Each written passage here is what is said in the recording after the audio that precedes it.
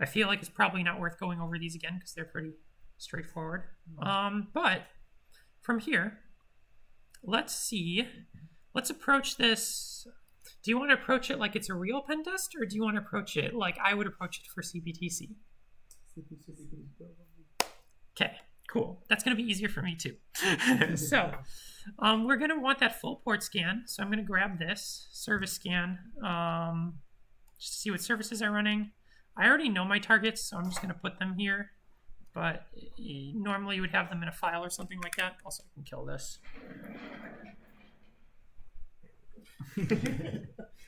And so instead of targets, it's 192.168.12.10 through 20. And just to speed up this process by a lot, normally I'd scan the whole range, but I know in this case that the machine I'm going to be demoing with is .17, so I'm just going to scan that one. But normally you would scan the whole range, right? The reason I included sudo is because I am doing the OS detection just for fun. I don't have to, but yeah. And then if you don't see output and you're like, is it actually working? You can always press a V to increase the verbosity, and then hopefully we'll see output as it discovers open ports, which it is discovering open ports. In addition to the verbosity, there's debug, so you can press D to like see very granular information to what it's doing, which I sometimes like for script scans, because sometimes script scans don't tell you what they're doing, and I'm like, are you actually working? Yeah. Now it's just frozen. That's okay. It's going. There we go. And now that we have this, we have 3 files. We have our TCP full, we have a grepable nmap, regular nmap, XML. So what I like to do is xslt proc dash, or we'll do tcp dash full dot xml dash o tcp full dot html. So now we can view our results in a web browser, which is a lot easier to work with. And if I go to shared workspace and download my HTML, I'll just throw it in tools because I don't care. Open this in a web browser. As you can see, this is a lot easier to look through. So we can see what services we have open. So first thing that I check for is obviously outdated versions of services. So realistically, I would do a manual review at the CPTC of that full nmap results, because you'll have time, because you won't be doing the Active Directory stuff. So this will be your main focus. So I would dig into each individual service. And I would just, oh my God, there's so many, each service here, right? And we have VSFTPD 3.0.5, right? So I can look up online, I can say VSFTPD 3.0.5 exploit, right? See if anything pops up. So I'm not going to cover that because I feel like that's pretty self-explanatory. But exploit DB is one of the biggest places where you'll find exploits for outdated services and things like that. So did I start recording? I think I did. Yeah, I did. Okay. So that's one place. Be careful running exploit code you find online, because a lot of people will throw exploit code out there that they'll claim as exploit code, but really it damages your machine or something. So just be careful. Read through the actual code and try to do your best to understand what it does before just running it. Okay, but let's pretend all of these services are the latest version and not vulnerable. So not much we can do there. Well, that's when we get into, also I should mention, when I'm actually verifying this, when I'm putting this in the report to verify this, there are kind of 2 different ways I verify it. One is using curl. So if it's anything web related, which a lot of these frameworks, like VMware is an example, or wow, I don't know why I'm blanking, Jenkins or jQuery or anything like that is web related, I would just curl, and usually it's going to be reported, if not in the header, it'll be reported in the body of the response that you get. And usually if it's reported in the header, I will not include -sick. I will just include --head. And then you'll only get the header, and you can highlight the part that says, yeah. So for example, let's say, here's an example. Let's say the Apache service was outdated. Apache, I don't care. So usually that's reported in the Apache header. So curl http://192.168.12.17 --head. Boom, Apache, did it report? It reported its version right there. I would highlight that, self-reported version. It has known vulnerability. You don't have to get into details. You don't have to say it's vulnerable to these CVEs. Because generally when something's outdated, it's vulnerable to a lot of CVEs. So I would just say this is a vulnerable version, an outdated version of Apache that is vulnerable, or that has known vulnerabilities. Cool. Okay, sorry, this might be a silly question, but how do I know what's the latest version versus that version that I find? Like that can I just look it up manually for every single content? Apache 2, latest version. And you compare whether that version that you found is okay or not. Okay. Yeah. Now, to be fair, I probably wouldn't even report it unless they're like known vulnerabilities. So, like, for example, what version is this? 2.4.58. Whereas this is 2.4.62. But I can tell you anecdotally, I downloaded this from the latest apt repository yesterday. So remember, the process that development takes is first, like the Apache people will they'll release a new version of Apache, and then the people who package things for Linux will then have to incorporate that as a package so you can download it. So there might be some delay there. So maybe there is in this case, there's a newer version of Apache, and I'm running a slightly older one. But considering like that was the latest version that I installed by default, just running it, my guess would be there are no like important vulnerabilities to know. I can look that up.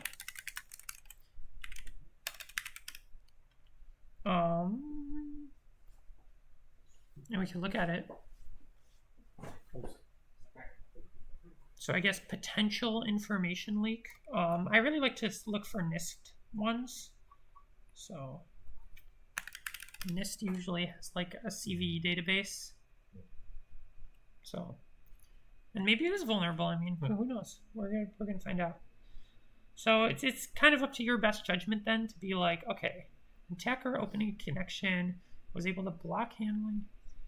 This can be used to exhaust worker resources in the server, similar to a slow loris attack pattern. That to me is not like, I don't know. That's not something that's very important. So if anything, if I wanted to report this as outdated, I'd put it as a low. So you could report this. I would just make it a low, right? Because they have like specific metrics for how they rate this, and they have to consider worst case scenario. And just based on how they filled out these metrics, it made it a high. Probably because the availability impact, if you were to exploit it, is a high. And technically, you could exploit it without any like special requirements, but this is where you have to use your best judgment. Because if I were to report like everything in an internal pen test, like a version might be a tiny bit outdated and it has CVEs, my report would be so long and so complex that it would just like dilute the actual important parts of the report. You know what I mean? So this is where you kind of have to pick and choose, and different consultancies handle this differently. So Falcon Ops there's no like set science on this. So at Falcon Ops, we say like, if the client really wanted a manual pen test approach and this outdated version didn't help us get anywhere, we probably won't even include it at all. The NetSpy approach is try to include as much as possible. But for things like this, we don't test it all manually. So we rely on Nessus or Nexpose scan output. So we run those vulnerability assessment tools. And if they report this as outdated, then that gets automatically like brought in as an outdated finding. So maybe this would be correlated to a medium severity outdated Apache finding, for example. But again, up to the consultancy, and I would say the NetSpy approach is an unusual approach. Most consultancies that you would work at would be like, okay, well, this wasn't part of an attack path. There aren't any like critical vulnerabilities like a remote code execution, so it's probably not worth reporting it. It's only like a couple revisions outdated. Yeah. But yeah, there's no, like, it's hard to give you a straight answer to that because there's no exact science. You have to use your best judgment. And again, if you reported this, I would probably come back to you as the client and be like, well, what am I supposed to do? Because I just did apt install Apache. I ran it yesterday and this is what it gave me. Like, how should you want me to like install it from source or something? So, you know. I just had a quick question regarding the sysreptor. Mm-hmm. So the CVSS thing that we designed, right? So maybe can you just walk through like how we can determine the... I wanted to do that, so thank you for reminding me. Yes, let's walk through CVSS score because most of you I appreciate those of you who like went out of your way to try and fill it out, but most of you I didn't agree with you on some things. So I never reported CVSS. We'll walk through it together on one that's not reported. Okay. I'm switching straight to 4.0 because that's the latest version. By the way, by default, it just puts it on 3.1, but switch to 4.0. Okay, so all of this stuff you don't have to fill out because this is environment dependent or optional, right? So the environmental metrics, these are environment dependent. So for example, let's say you have a template, right? Normally the vulnerability is like this. Or I should say you don't have to fill this out for a template. You might have to fill it out for a finding, but it's just very rare. But let's say they had some weird special configuration in their environment that changed the impact in some way. This is where you would override it in the environmental metrics. So let's say normally the impact is high, but because of some like network level access control lists that they happen to have implemented that are unusual, maybe I can switch this to a low in environmental metrics. But for the template, this is blank. And then things like safety or things like threat metrics, these are all kind of optional. So if you don't get to these, not that important. Okay. The important piece is the base metrics. So first thing is attack vector. So attack vector is where you can exploit the attack from. And if you ever have a question about it, mouse over in sysreptor. Look at that, it gives you a description. So, which makes it really nice. The one thing that's difficult about attack vector, it took me a while to learn this, is network versus adjacent. So I'll talk about that in a second. But point is, network and adjacent are both, I was able to exploit a machine remotely, right? Like I scanned a machine, I got into it. Network or adjacent. Local, I believe, is you're on the device already. We're about to find out. Vulnerable system is not bound to the network Yeah, so you're already on the system itself, right? So let's say you got on a machine and you found a privilege escalation exploit, which in a pen test, you don't really spend too much time focusing on privilege escalation. You might for CPTC. I didn't teach you that because you wouldn't do it in a normal pen test, and we only have a limited amount of time. But let's say you do like excessive pseudo permissions, right? Like you did sudo -l and you could run v sudo. And so then you went to GTF opens and then you did the GTF opens to gain sudo privileges or to become root. That would be local because it's on the machine itself. Physical is the same as local, but it requires physical access to the machine. So you will never put physical for the sake of CPTC. Everything will be local, network, or adjacent. Adjacent, so the difference between network and adjacent. Remember but we have our jump box, and there are certain attacks that we have to run from the jump box. So I think the easiest way of thinking about it is attacks that you have to run from the jump box are adjacent, whereas attacks that you can run from anywhere are network. To define that explicitly, network is when you can connect to it remotely, even if you're not in the same subnet, as long as you can ping that IP address, or as long as you can touch that IP address, you can exploit it, right? Adjacent is you have to be in the same broadcast domain or same subnet, or there's some like network limitation where even you may be able to see the machine on a different network, but you can't exploit this. You have to be on the same network as that machine. So that's the difference between network and adjacent. So most things will be network, to be honest. But LLM&R poisoning is that special case where it'll be adjacent. Same with MDNS, NDNS. Same with DHCPV6 poisoning. You have to be on the same local network. Cool. Anything that requires layer 2 would be adjacent? Yes. I want to say yes. I'm forgetting my layers, but I want to say yes. Yeah. Attack complexity, honestly, I put pretty much everything as low. High is like if they had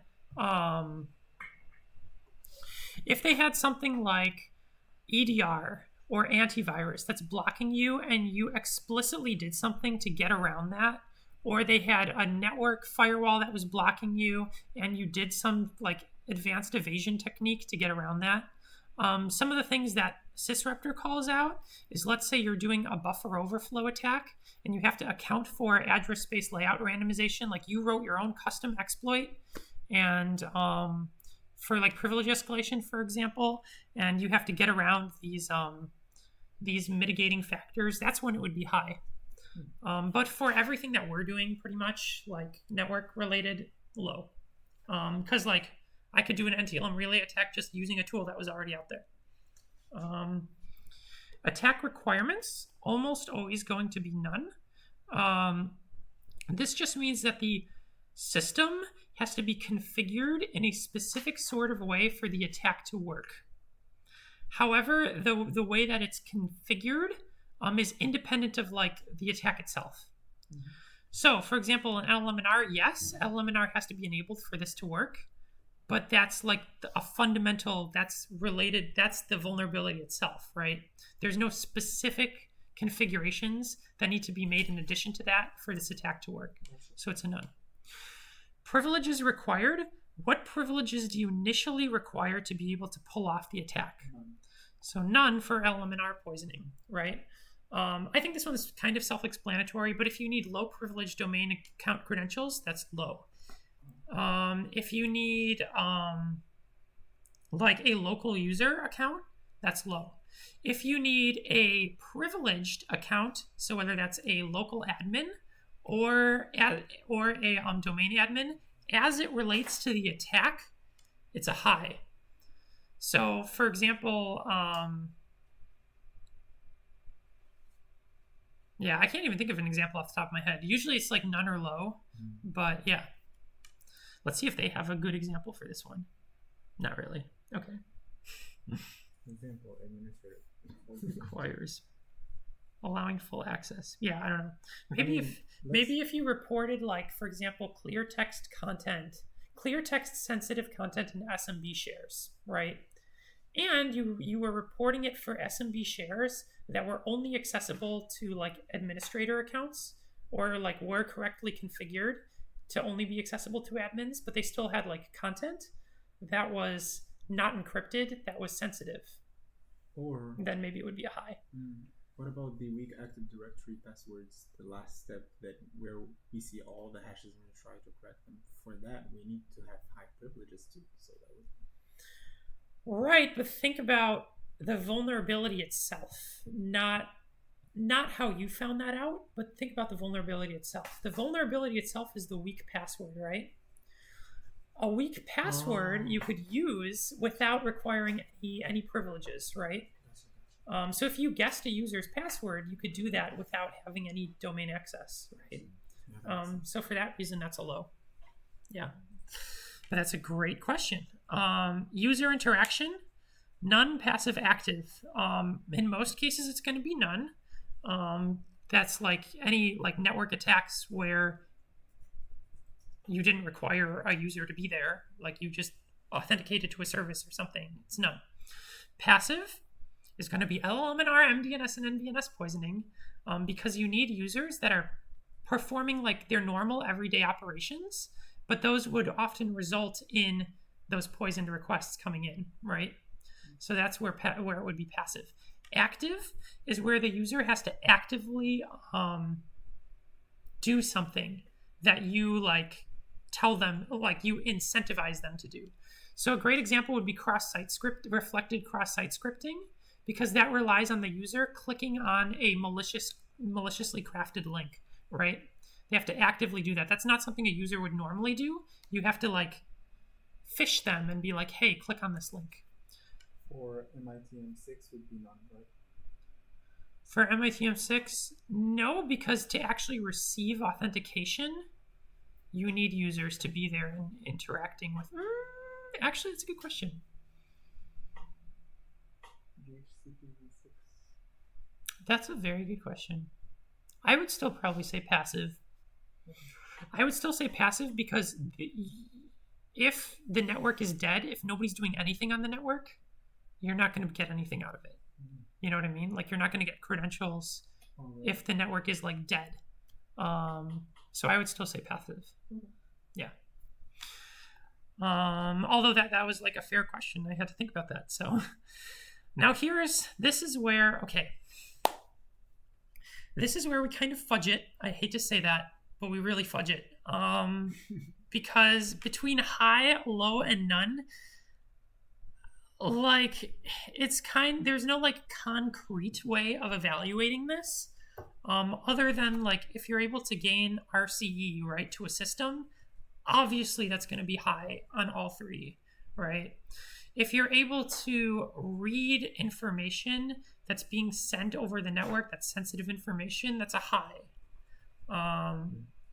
But yeah, this is where it gets a little like, you kind of have to fudge it so that the end rating matches what you want it to be. And that's the downside of CVSS and kind of its pitfall. And that's why I don't think CVSS is like, from as a tester's standpoint, CVSS is quote unquote silly. But from a compliance standpoint, the client will really like that you're following a defined framework and that you have this score on there. So this is kind of to make the client happy.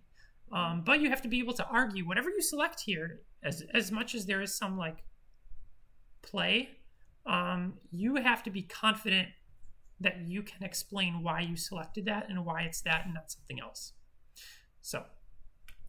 So for vulnerable system impact, that's like the system that the vulnerability exists on. How is it impacted, right? And then the subsequent system impact is how are other systems in the network impacted. The most obvious example of like a subsequent system impact is, let's say you found a read-write community string for SNMP on a Cisco router. You could disable interfaces on the router. Now, while that may be a minor impact on the router itself, devices that are connected to that router no longer have routing. So that would be high on the subsequent system impact metrics, specifically high on availability, right? Because you're impacting the availability of those connected systems. I think that's the clearest example. For something like LLM&R, I would say, I have to think of how I normally do this. And the other thing you can always do, if you're not sure,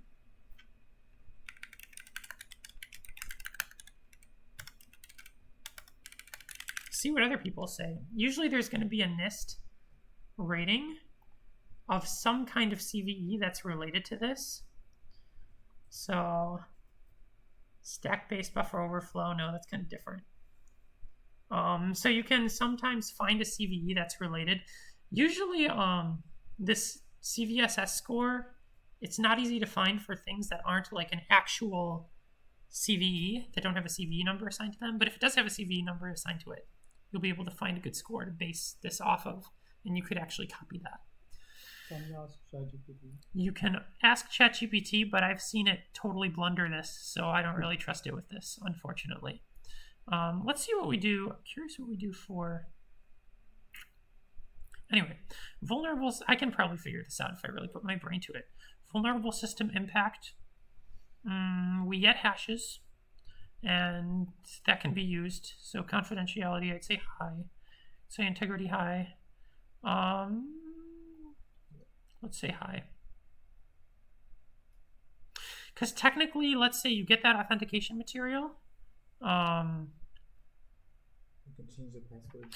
So, okay, here's what I'll say. For when you get the authentication material, I'll say low for confidentiality on the system itself, because you have to crack the password to get anything out of it, right? But you did gain authentication material.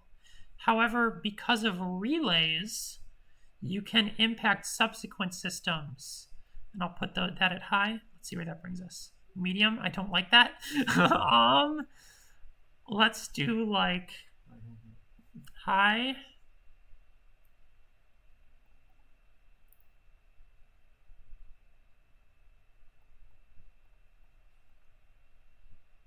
Yeah, let's do high on everything. Because technically, if you get the user's credentials, and if a client asks, like, why is it high everywhere? Or I could be like, well, if you're able to capture the user's credentials, you can, in theory, do anything as that user. And sure, there are some limitations, but let's say they're using a weak password. Now you can crack that and do anything as that account, which impacts the system itself and subsequent systems.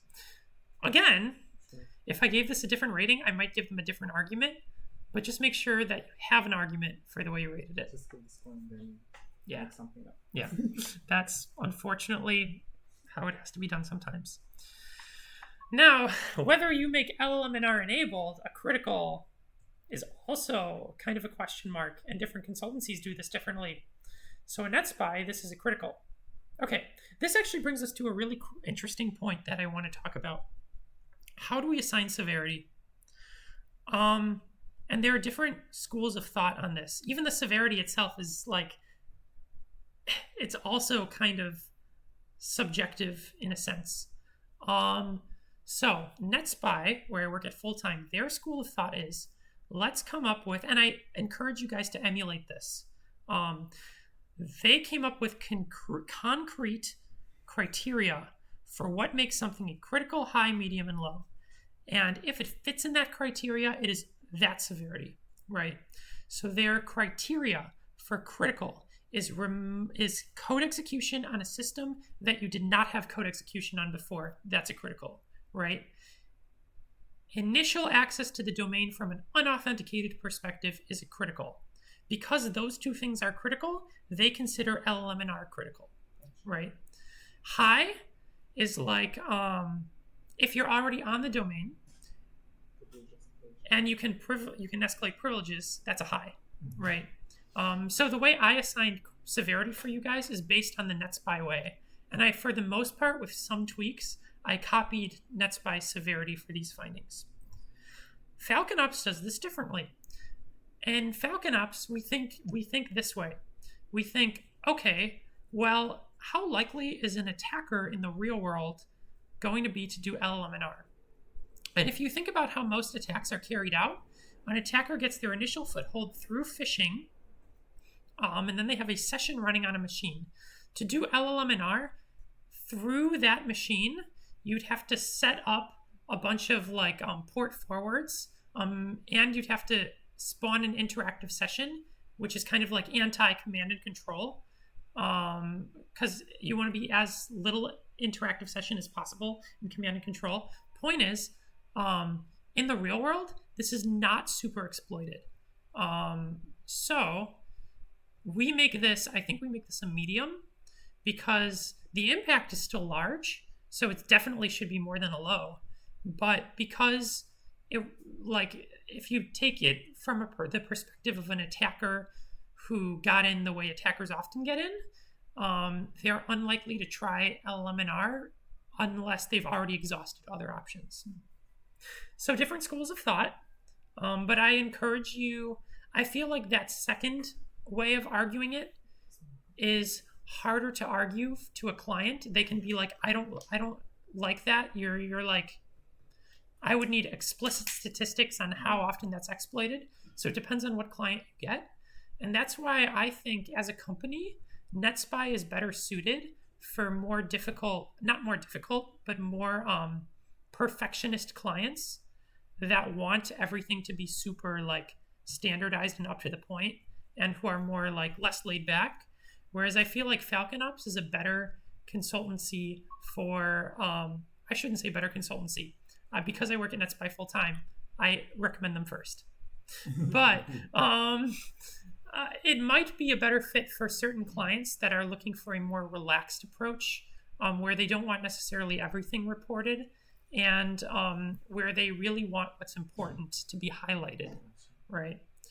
And NetSpy kind of tries to address that by saying you should remediate the vulnerabilities in our attack narrative, or our attack path first, because those are the most important ones, right? But yeah.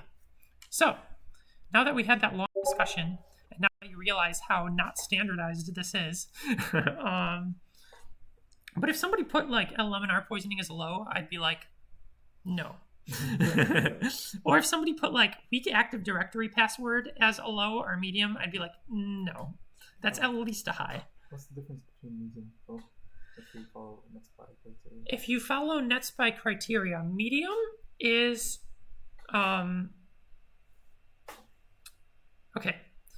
Medium is something that requires other findings or other vulnerabilities in conjunction to create an impact, but the impact is potentially severe, right?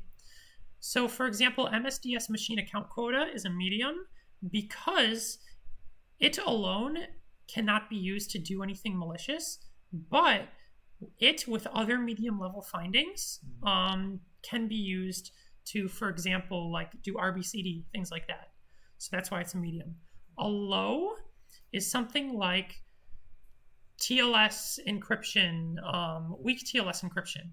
It's like an attacker would have to write their own, like, no attacker is, or I shouldn't say no attacker, but like it's unlikely that you're going to find somebody who's looks at outdated TLS encryption and tries to like reverse engineer it to get the actual like contents that are being sent, or the traffic that's being sent. So that would be a low, right? And anything that's observational but not directly denoting or doesn't have risk associated with it is also a low. So in Falcon Ops, these things wouldn't be reported at all.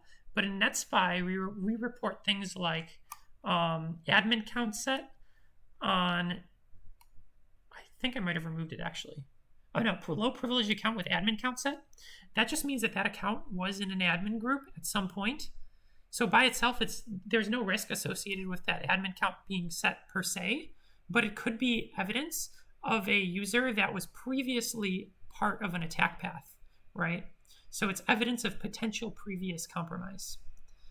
So observational findings like that are low.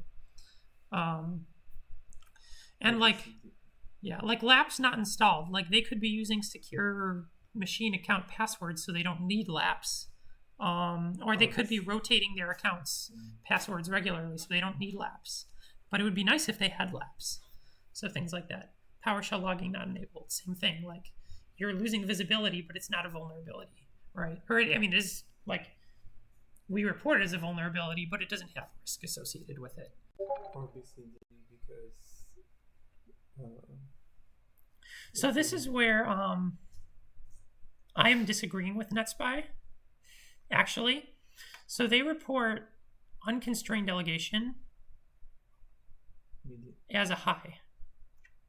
And their reason for reporting it as a high is because technically with unconstrained delegation, you can gain domain admin, right? So the impact is high, but it's not a critical because you need domain. You need access to the domain. You need access to that account, actually, that's configured with unconstrained delegation. The reason that, in my opinion, it should be a medium is because not only do you need domain access, but you also need access to that specific account. So in my opinion, it should be a medium for that reason. But I mean, that's not to say that having it as a high isn't wrong. It's just a different philosophy. different way of thinking about it. And I don't think they report resource-based constrained delegation, but they do report constrained delegation. But to me, constrained delegation and resource-based constrained delegation effectively do the same outcome. So they should report resource-based constrained delegation if they report constrained delegation. Mm-hmm. And honestly, the reason we don't report RBCD might just be because we're evolving, constantly evolving as a consultancy. And somebody might just not have written up instructions yet for RBCD or not written up the master finding. So maybe if I brought it up, they'd be like, oh yeah, you're right. Maybe we should include that. So yeah. At Falcon Ops, it's a little different because it's a lot smaller. So every consultant has a lot more control over what findings go in there, and it's a lot less standardized. So if I wanted to manually add RBCD, I could totally do that. Whereas in NetSpy, as I mentioned before, they're more stingent. They want to be as particular as possible, which I really respect in consultancy personally. But they want everybody who tests with them to get the same experience. And so everything is a master finding. Everything is a finding somebody else created in advance. And so we only use those predefined findings. Unless there's something new that we discover. If there's something new that we discover, we add a new master finding for it. And there's a whole process for that. Where one consultant has to write it up. They have to get it QA'd by a level 4 or more senior level consultant. And only then we can include it in the report. So yeah, now you kind of have an understanding of different schools of thought on this. Yeah, and also NetSpy makes constrained delegation a medium. But I'm like, nah. To me, it should be a low because constrained delegation is often required for business purpose. There are cases where you need delegation, right? And sure, unconstrained delegation, you can use constrained delegation instead. But if you choose to use constrained delegation, there's no alternative. So that's why I put it as a low.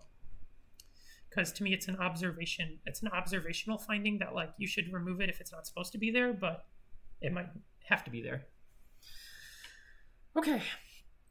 Now that I talked about all that, any questions? These are great questions, by the way.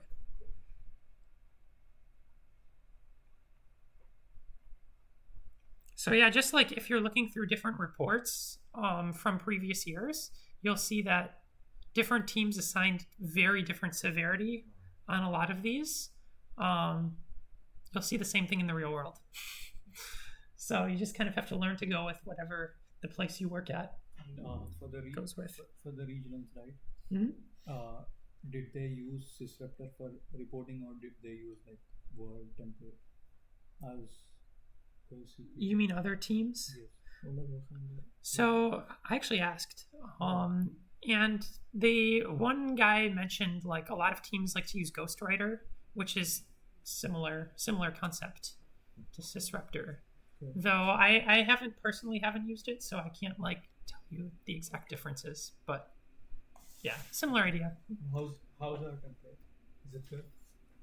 How is this compared to template for the regions? Oh, you mean your design? Yeah, design. Design is slick. I love the design. I think it looks good. Look at how sweet this is. Designs. Look at how sweet this is. I don't know if you guys got a chance to look at the design. Yeah, I mean, I was looking at it because the first page. That's my first time using HTML CSS, by the way. That's amazing. Yeah. But to be fair, I copied most of it. Right, true.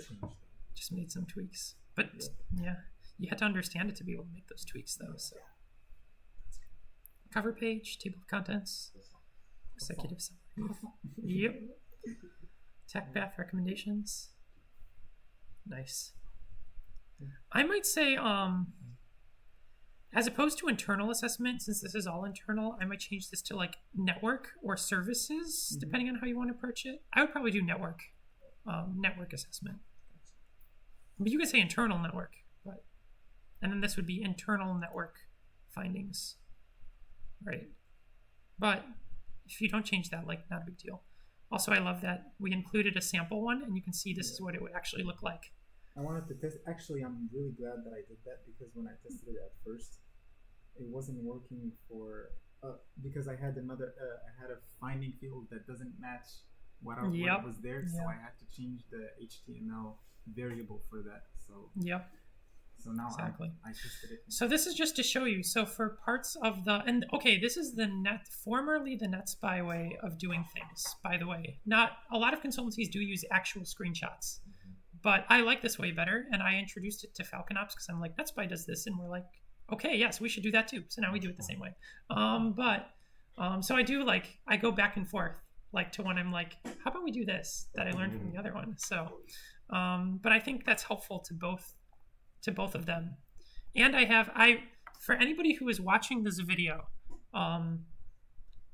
there is a non-compete agreement that technically is void, but I still signed it with NetSpy. But to address that, what I'm saying is if there's a client that would test with both NetSpy and Falcon Ops, we agreed we'd refuse to take them. They go to NetSpy, gets first dibs. And the other thing is, I have to recommend, if I'm going to recommend a consultancy to people, I'm recommending NetSpy. So I think that's pretty fair. It's pretty justified. I work at both places if I put those exceptions in place, right? You have openings at NetSpy. I just saw it last week. Yeah. Associate level, I believe. And NetSpy is good. Is it a large consultancy? Oh, it's very big, yeah. I didn't realize how respected NetSpy was until I joined, and I'm like, okay, there are a lot of really big names here, and people do our amazing job here, and I am really one of the least experienced people there, so I do think very highly of NetSpy. I do believe strongly that if you get a test from NetSpy, you will get a very good test. And just knowing we have, I think at Falcon Ops, we might handpick clients a little bit more so we don't take ones that are going to be potentially difficult. But in NetSpy, we take everybody. And sometimes we have clients that have very special requirements, that are very stingent about things, that get mad at us, yell at us over the phone. Yeah, we take the difficult clients and we do a very serious job. Yeah. So I do respect NetSpy quite a bit. And I've had to deal with some very difficult clients at NetSpy. Yeah. Or we had a client once that, luckily this didn't happen to me, but this happened to another consultant who took over a test that I was working on. And then they had a bunch of servers go down for something that was completely unrelated, and they immediately blamed us. And they're how dare you do this? And then we're like, well, we can give you a log of all the commands that we ran at around the time that happened, and you'll notice we weren't running anything, or we were just running an Nmap scan that would not have done this. And then they're like, oh, we took a second look, and you're right, it wasn't you guys. So, but we help clients track issues like that down too, and this past week, I had so many questions from tests that I did a month ago that was oh, well, what if we have this specific scenario in our environment, so we can't really remediate this? Should this get moved around in the report? How should we address this? And I have to communicate with other senior testers and be this is what I think. And then we have to go through a whole process. But yeah. Anyway. Right, getting distracted. Just last question. Yes. Regarding the severity, when we are presenting the templates to the client. So as you just mentioned now, they might ask you the question why did you mention this as a critical or high? So we need to have that strong proof of. You have to be able to explain it. Explain that, right? Yes. Okay. And listen to them, not too much, but reasonably. So for example, I had a client that came to me and said, we use AWS managed AD for our environment. And as part of that, we cannot change the MSDS machine account quota because it doesn't let you. And we can't enforce LDAP signing on domain controllers because that's managed by AWS. And they don't have control over that. So it was interesting because I ended up having a discussion with multiple consultants, other senior consultants on it, and they had different perspectives.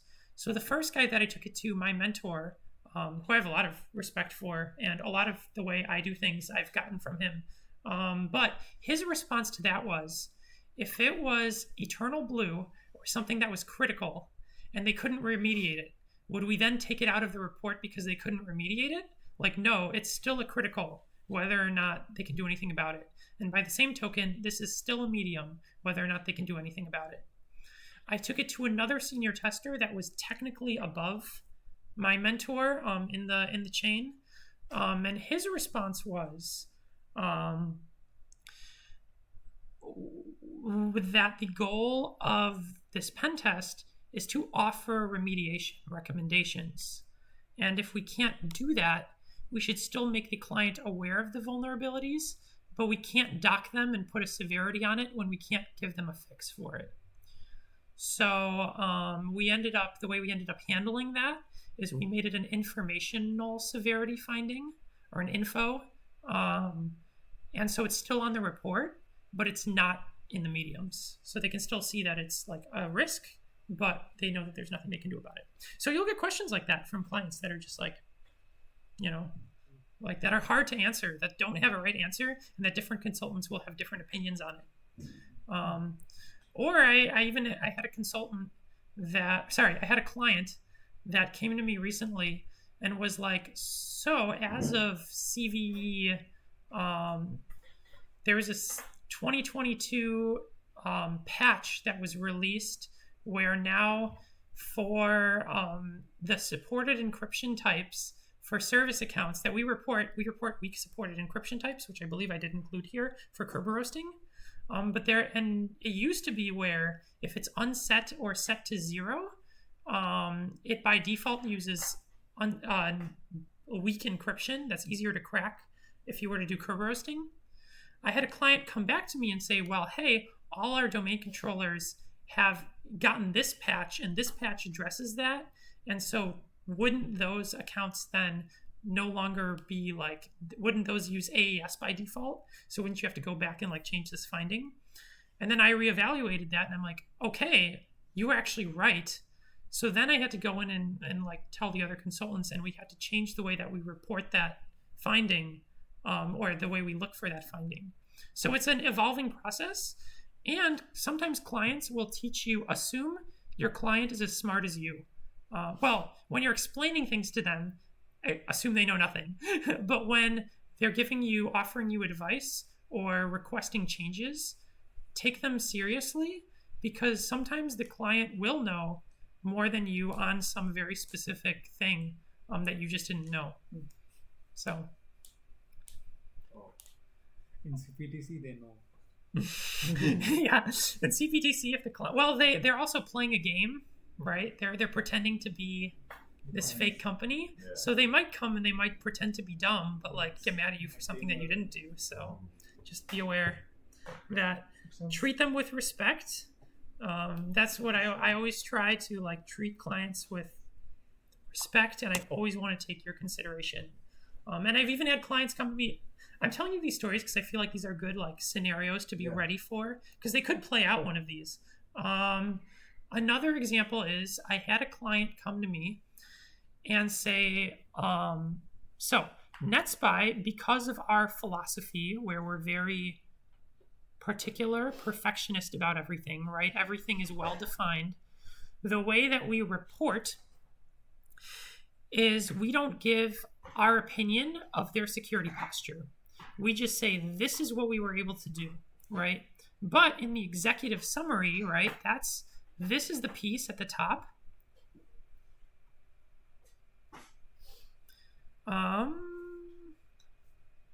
Yeah. So the findings overview and the assessment overview, right? This is the stuff that the higher ups will read, but they may not be technical, right? So like if you're going to give this to a CEO and be like, we did a pen test, this is the state of our environment, they're going to read that executive summary section, probably not understand any of the technical stuff, but what you say on there will be like, okay, this is the big takeaway. So NetSpy, their normal language just says, we were able to gain access to X systems, right? But this client, the one that I was working with, was probably had the most lockdown environment that I've worked with. And the only reason I was able to get on their domain was because I found an NFS share that was publicly mountable, and then was able to like mount VMDK files and then dump passwords and use that to get on the domain. Kind of a very complex, long attack path that instantly, when I reported it, the same day they remediated it. Wow. So they were very serious about it. But they asked me, and they were super respectful. I have a lot of respect for these guys because they approached it really well. But they're like, hey, we're going to be giving this report to our higher ups. And in the report, it says you were able to gain access to our primary Active Directory domain. But it doesn't really provide a picture of like what the state of our environment looked like. So we can approach it one of two ways. Either we can write a separate our opinion on the report that we provide the CEO, but it would be much better if this report could be standalone. So we could just present it without having to do anything like that. So would you be willing to change your report language a little bit to illustrate that? So then I had to confirm that with this. Everything has to be confirmed with another consultant. So I have to confirm this with a lead, our senior, and then I have to make changes to the report, and then put the report through a second round of QA. So it's a process, but we ended up adding language for them specifically in her equivalent of the assessment overview, where we basically said, based on their organization profile and organization size and the types of things we see in similar style environments, we would rate this as above average as compared to their peers. And then I also put language saying, we observed that they instantly remediated the finding that afforded us domain access, which shows their dedication to maintaining a strong security posture, right? So that's another story of where the client might be like, I want you to make a change to the wording of the executive summary because a higher up reading it, needs a different picture than what is being painted. So, and you can say no, like if a client comes and requests that you paint them in a more favorable light in the assessment overview, but you're like, okay, there was ESK to ESK1, like the CPTC practice environment that I'm giving you, you can just be like, well, we don't feel that this is warranted given the environment and given our experience, right? And that's fair assessment too. And usually at that point, I'd be like, I will work with you to maybe make some tweaks to the wording, but I can't just like straight up say it that way.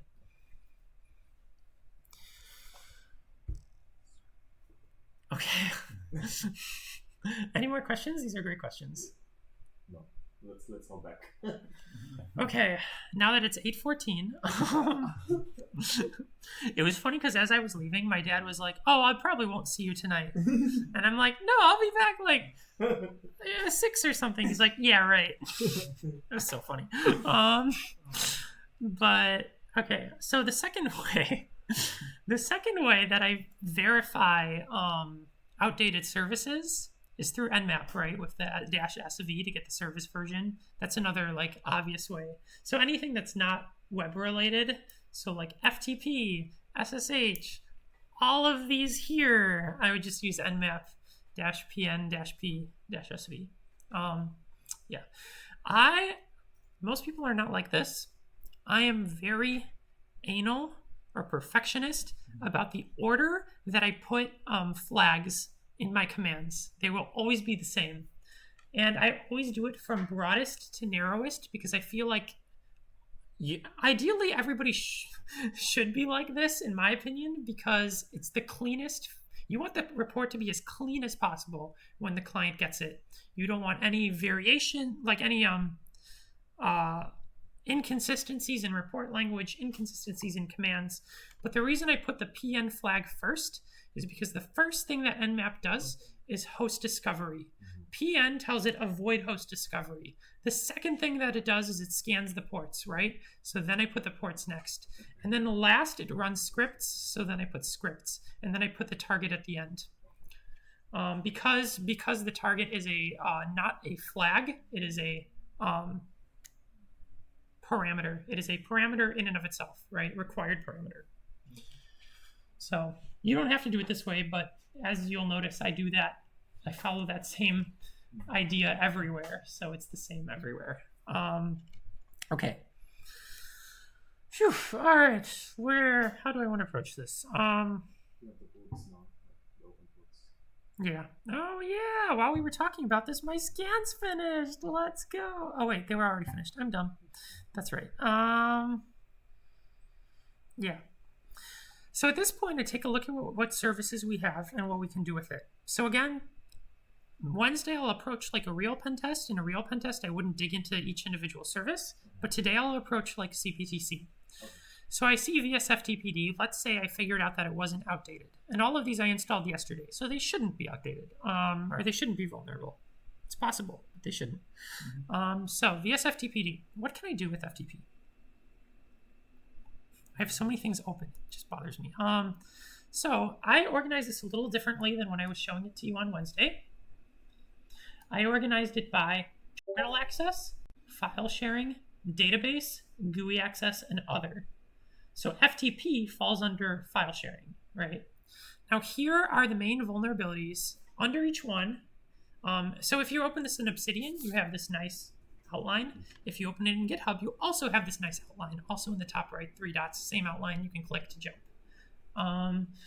So the biggest things are anonymous login, a default password, a weak password, or an insecure protocol, right? Default password applies to if it's some known device like a printer, which is quite common for FTP.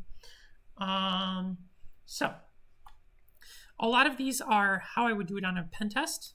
I would grab all of the FTP services and run this across all of them. But since this I could do this here too. I could run the FTP-anon nmap script, but I could also just log in as the anonymous user, right? So I'm just going to try logging in as the anonymous user, seeing if that works. And sometimes, technically you should be able to do anonymous at, but sometimes I've seen that not work. So just to be extra safe, I like to just put the IP 12.17. And then password can be anything for the anonymous user. This one that has 2021 open, right? Yes. So as you can see, port 21, which is default for FTP, so I didn't have to specify port. And there we go. And so we were able to log in with the anonymous user. So let's see what we have access to. And this is a finding, by the way. The NetSpy way of reporting this, and I encourage you to follow it, is critical because you are able to gain access to a system from an unauthenticated perspective, right? And the underlying file system. So even if you, at NetSpy, even if you don't really get anything out of it, it's still considered a critical for that very reason. So For password, did you leave it blank? I put random text, but you could have left it blank. Okay. Yeah. Yes. Now, in some cases, depending on the device, it may be configured to require an email. So if you want to be extra safe, you can put something that's a valid email format, like cat@cat.com, because we love cats, is a valid email. So, but I just like ran my fingers across the keyboard and pressed enter. Cool. So here's what we got. Looks like we have an FTP. So my questions here are, do I have a write act? I clearly have listing access. Can I read files, first of all? Can I grab files? So I'll try to get index.html. Okay, looks like I can receive files. So I have file read access, right, at the very least. And then this would all, so the finding would be FTP anonymous access, but in your proof of exploitation, you would show running FTP, and then you would say, using the FTP utility team blank observed, or team blank successfully downloaded a file which indicated read access to the FTP service, right? Something of that sort. Sorry, I'm going to take another tangent. I hope you guys don't mind that I'm taking so many tangents. But this was actually interesting when I came up with what I came up with yesterday, where you put things into steps before you make it wording. I realized that also applies to the way I write findings. So if you look at the way I write findings, the way I write proof of exploitation, I follow the standard procedure. I did not come up with this. This is my mentor. I took the way that he writes things and I made it my own. And I don't feel bad doing it in other places because it's not like a NetSpy thing. It's a specifically him thing. But Matt Lashner gets credit for this.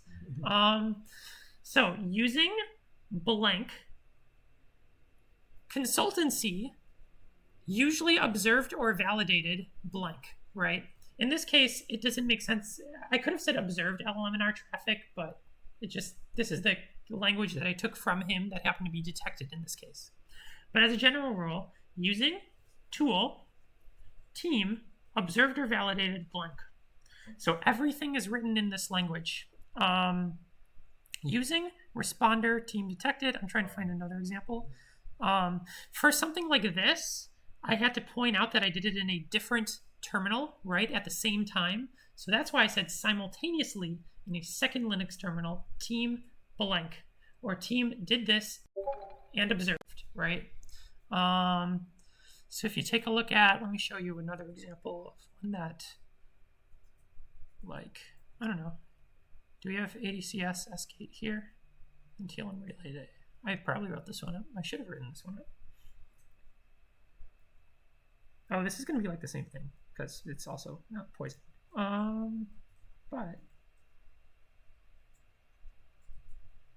let's do this. I might have not written this one up. We're about to find out. I have to write that one up. That's okay. I'm trying to think of a good example. Sure. So using pre-2K, using tool, team, observed, domain computers configured with an empty or default Windows pre-2000 password. And if you were to write this out, like in steps, tool I needed, right? What I did, what I saw. And this very directly follows that in sentence form. Make sense?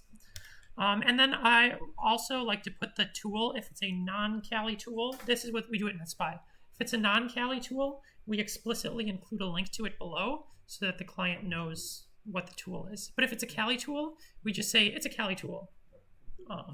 That's why it was using responder in Kali Linux. Anyway, back to this. Just wanted to talk about how to write really clean. And trust me, a lot of people aren't as particular about this, and it just bothers me. Because I'll see people who in some places write like Cyberhawks use, and then other places are like using blank Cyberhawks, and it's like, just pick one. Anyway, the other thing I would try is write access. Again, if this is a critical server, or if I think that this is some kind of critical server, maybe I wouldn't do that. But in this case, it's just like a random machine. It doesn't seem to be critical in any way. It's not like a domain controller. So we'll try uploading something. So yeah, I'm going to do put. I'll just upload something I have, like DC's IP. Normally, okay, actually, let's do it the way I would actually do it. Name a file, your team name, so it's clearly attributable to you. So Cyberhawks. This is a test of FTP anonymous upload functionality. And now, anonymous, this time I just pressed enter, put cyberhawks.txt. It looks like I could not create the file. So, but the interesting thing is here, I may not be able to create the file here, but I may be able to create it in this FTP upload directory, right? So definitely worth checking other directories, especially since it says, look at the permissions on that directory. We love that. So if I go to FTP upload, oh my God, I can't spell it. Sorry, guys. Okay, and now I try put hawks.txt. Looks like it transferred, and if I say ls, you can see it's right there, right? And then clean up. Yeah, right after I do this, I would say rm cyberhawks.txt. And in this case, removing failed. So a couple ways to approach this. Either you're going to find an attack path that gets you on the machine, and then from there you'll remove it, or you have to let the client know. Be like, we were able to upload, we were not able to remove it. It is named our company name. So you'll just have to go in and manually review that. For just testing, not reporting, is it okay if we put CyberHawks in any, like, as names of files and stuff like that? I would say no. Because I don't know who is grading you. They are monitoring the environment while you're testing, and so we don't want any mention of CyberHawks anywhere. So it would be team18.text, right? And we ideally want it, when you put it in the report, you have to copy and paste this. Oh, yeah. You could fudge it, like you could change CyberHawks to Team 18, but never do that. I actually once did that for a report because I'm like, technically this would have worked, although I just did it slightly differently. But then the senior consultant who was QAing me pointed out, what if the client goes back in their logs to see what you did, and they're like, I don't see you doing that. You have to be able to say, yes, I did that, and this is the time I did that. So always put what you did. Anyway, so here's another interesting thing. Let's think outside the box here a little bit. Can anybody tell me what's interesting about the files that I'm seeing here? Still, so we have uploaded the file, but the file size. I mean, there's nothing wrong with the file Okay. size. No. Yeah. Other than the permissions I'll have to We can get. cat and check. Like, we can read it. I mean, you can The read the file permissions- you uploaded, yeah. I mean, yes, the permissions are misconfigured, but that's still part of like the FTP anonymous Is access. it possible to change the permissions? It is possible for the person who set up the service to set the permissions on files that are uploaded, Okay. but it is not, as far as I'm aware, not possible for you accessing the service to change the permissions. Okay. Not entirely sure. Give me a second. Because the previous one. There might be a chmod or something like that. See, there is a chmod. Let's see. I'm actually kind of curious if I can do this. I feel like I won't be able to do this, just the way I configured it, but we're about to find out.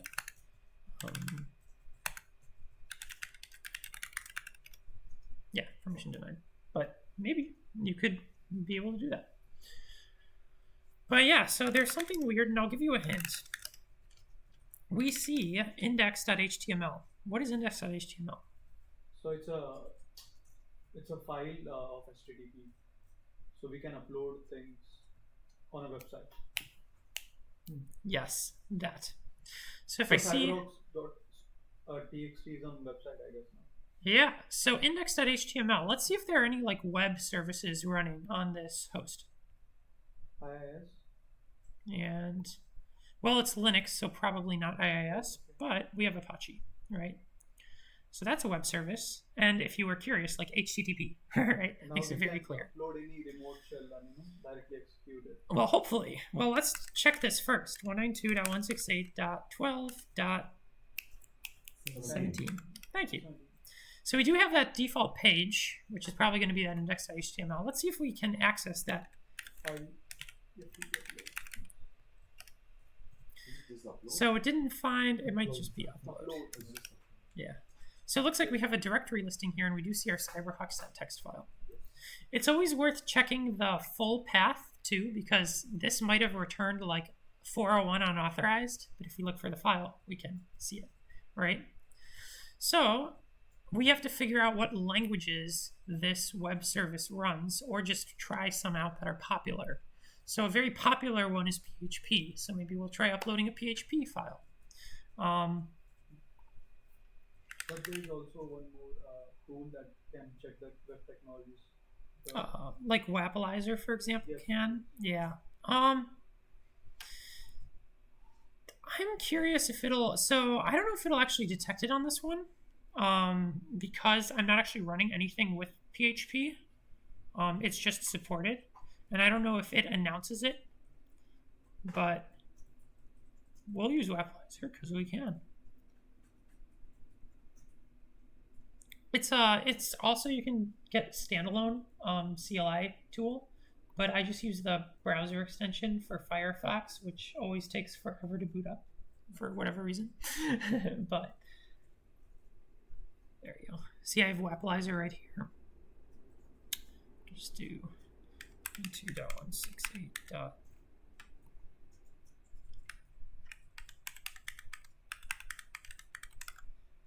I'm actually very curious what this will tell me.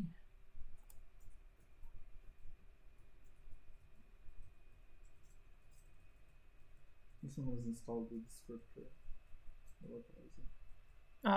It's just a Chrome extension or Firefox extension. So you literally just like go online and say Wappleizer Firefox extension, and there's an install button, and you hit it, and it installs it in your browser. So we have CLI as well.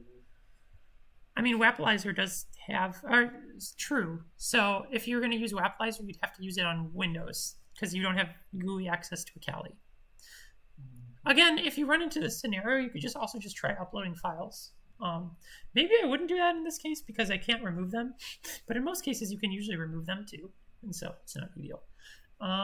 But it doesn't report PHP here, but also this is just an Apache default page that's not using PHP for any reason, so it might still be there, just not reported by Wappleizer. But if it was like a web service that was using PHP, then yeah, it would show up there. Anyway, point is, let's try this out. Let's nano.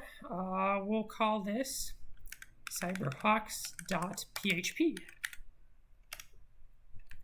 And PHP echo shell exec. You can do anything. You can use system instead of echo shell exec. I'm just using echo shell exec.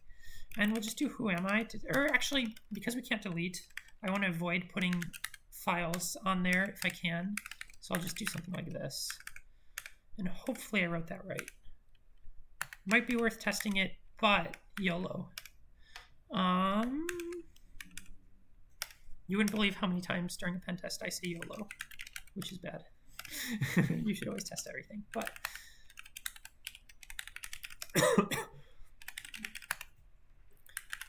or put, not upload, put. Boom. And then ideally, we can access cyberhawks.php here. Interesting, we get a 500, so I might have actually written something wrong, but we're about to find out, because I think normally it returns a blank page. Okay, yeah. So because I put that get in there, I made it so I could specify a parameter and just put the command right here. So now I can just keep running commands as opposed to like re-uploading new files. Yeah, just like something to keep in mind. Also, if you notice something like this, pass it to your web people. Okay. Yeah, you don't have to know all the web stuff. Like I'm just showing you how I would exploit this to show you like the extent of the attack. And yes, that would be part of the finding, but yeah. This will be in the FTP finding, right? Yes, this would be as part of the FTP finding. And we can also get remote shell. You can, and in this case, I remember you were mentioning rev shells. So this is where I would use rev shells. Yeah. And keep in mind that .php might be blocked, but .phtml or .php5 or different extensions might be allowed. And they would do something like that. So, especially if you do the OSCP exam, they love doing that. They love like making PHP not work, but another one work. So we need a reverse and a port. 443. And then this may or may not work. What are we trying to do? Get a shell out of this. I actually didn't try this, so we're gonna see if this works. Sometimes you have to make a bunch of modifications. Oh, first of all, this has to be URL encoded. Yes. CyberChef! Yay!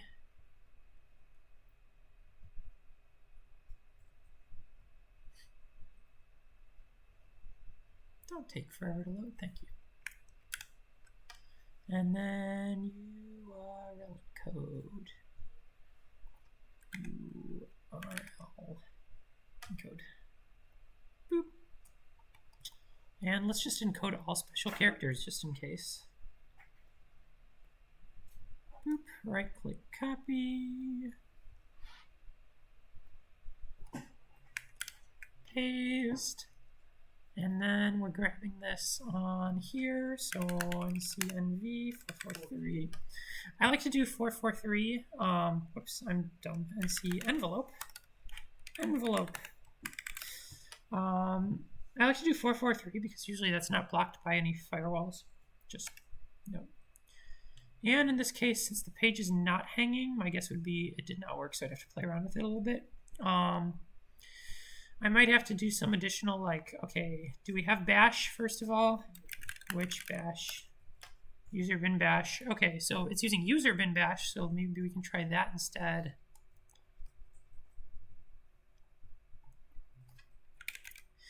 User bin bash. And then what I like to do is I actually like to do this. Sometimes this works for me.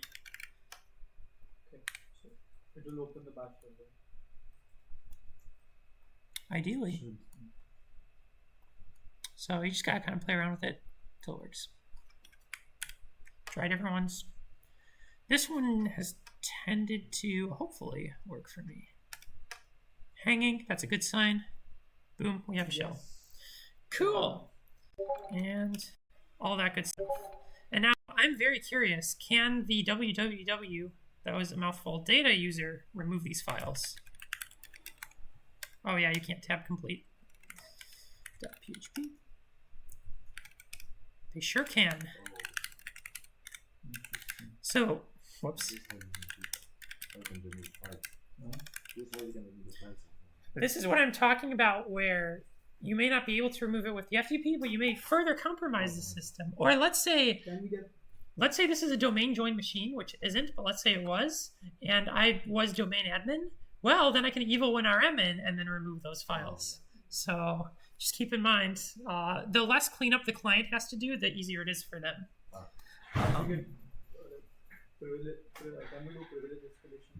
I doubt it, because this is just like a base install of Ubuntu, I think. Right. I don't want to even bother with that. I'd have to do Python. Oh my god, Python 3. Thank you, Python 3. If I remember this off the top of my head. So import pty.spawn bin bash. And if you do like hack the box stuff, this should, like, you probably already know this. Is that it? Is that all I need? Okay. I think I probably have a full shell now, so I could probably do sudo -l. Maybe not though. Okay. Obviously I don't know their password. If they were allowed anything without password, that would have worked, but didn't. So also I did not mean to, there we go. So then I could check set UID, you know, go through the whole process. I'm not going to go through the whole process, but yeah. But to do this, we need to have 443 open, right? No. Or it's not required. So we are trying to, you know. The command I ran, NC envelope 443, that opens port 443 for incoming connections. So I did a reverse shell. So on revshells.com, I generated a shell that would connect to our jump host on port 443. We have to use the jump host because I don't think they have access to like VPN machines, just local machines. Anyway, on the jump host, that's why it's called the jump host. On the jump host, I opened port 443 for incoming connections. I ran that, and that's how I got the shell. So yeah. Cool. So that would go in the attack path. Awesome. So part where we further exploited the system, which service would be the vulnerability? No additional vulnerabilities. The only vulnerability here was FTP. Although, actually, I may call out, still FTP, but I may call out the fact that FTP is in the web directory, because that's a little unusual. So what would the web people report? Hmm? If he started doing FTP and he reported FTP right there, and then he passed it on to the web people to do all this, what would they report? I would show each step all the way up to us getting www data. Up to us getting shell. With the title? and it would all be under anonymous access FTP. No additional findings really that I can think of. Would it be a separate second vulnerability anonymous access FTP, or the one that he's started? The one that he's working on. Yeah, it's all the same. It's all one service that was accessible anonymously that led to this path. Another way you can approach it, there are kind of two schools of thought on this. I like showing the full path to demonstrate the extent of impact, right? Another school of thought is just show the FTP anonymous access and then show the full path in your attack path part of the report, right? So if you wanted to, you could just put, for your proof of exploitation, you could just put you logging into FTP and uploading a file. Okay. And then in your attack path, you could put that and then using that to get in. It's up to you. Either way works. I like to show the full extent of impact in the proof of exploitation, just to be like, this is how important it is, right? And But the I've approach seen. that you mentioned in the QA thing, like what we did and what are we doing and what might impact. So the Yeah. 3 steps that you mentioned, you recommended me to follow those things. Mhm. Yeah. So that approach I thought of like implementing in all of those. Definitely, yeah. Okay. Okay, moving on. What other service do we have here? Boop-a-doop, boop, boop. I have too many things open. I should just close some of these things. Not the report.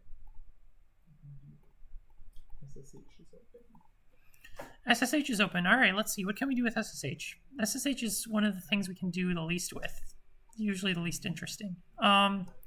So we either have default password, weak encryption, or password authentication. And password authentication is just like saying that they're not using key-based authentication, so it's a little less secure, but that would definitely be a low, if anything. And like on a pen test, I probably wouldn't check for it explicitly because it's a very little thing, but you could. But in this, you, oh my God, for the CPTC, it may actually make sense to include that, just to put everything you can. Anyway, so default password doesn't really make sense because this is not like a well-known device.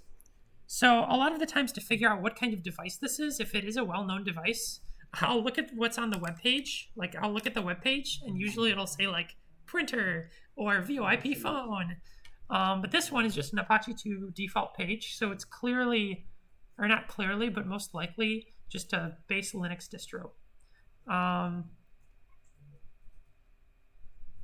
And let's see if we got our OS match here, as you can see, is Linux 3.8. So it just looks like a base Linux distro, right? So probably no default password. I could still check for a weak password. So we can do that. And this is just an example of some common usernames and some common weak passwords, but you can certainly check other ones if you wanted to. So I'm going to make a usernames file. And this is actually great that I'm getting to test this because I've never tested this way of doing it before. I used to do it with Metasploit, but I just decided the Metasploit way is kind of clunky. So passwords. And if I cat passwords, we have blank password, root admin password. Also, I do not know why we have that weird character at the end, so let me just fix that. Hopefully if I just save it like this. Okay. And then, oh my gosh, my brain is like fried. And this just has root and admin, so I can just write that manually, honestly. Nano users, user names, root, admin. You can try other ones too, like user might be a popular one. There's a John account, let's say. So actually, before I show this, I want to show a different one. Okay, we'll come back to this. Yes, we will come back to this. Let's do the other SSH stuff for now. Because I want to come back to this when we have a list of valid users, which we will get. The other thing you can look for is weak encryption. So there are like two tools that do this. There's an Nmaps SSH2 enum algo script. That might be hard to figure out what is actually weak, because it just tells you what algorithms there are, right? Whereas SSH audit is a like comprehensive tool for auditing SSH and like weak encryption on SSH. So I do SSH audit GitHub. And again, this is like icing on the cake. This is something you may or may not report, depending on how important you think it is. But if I want to grab SSH audit, git clone,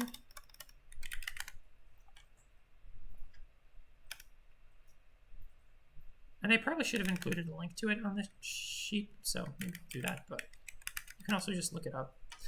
And I do like SSH audit.py in Python. And then, what do they have here? -L warn P22 target.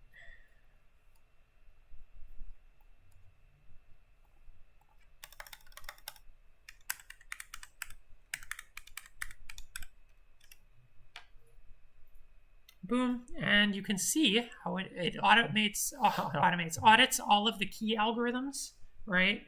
The key algorithms, the MAC algorithms, right?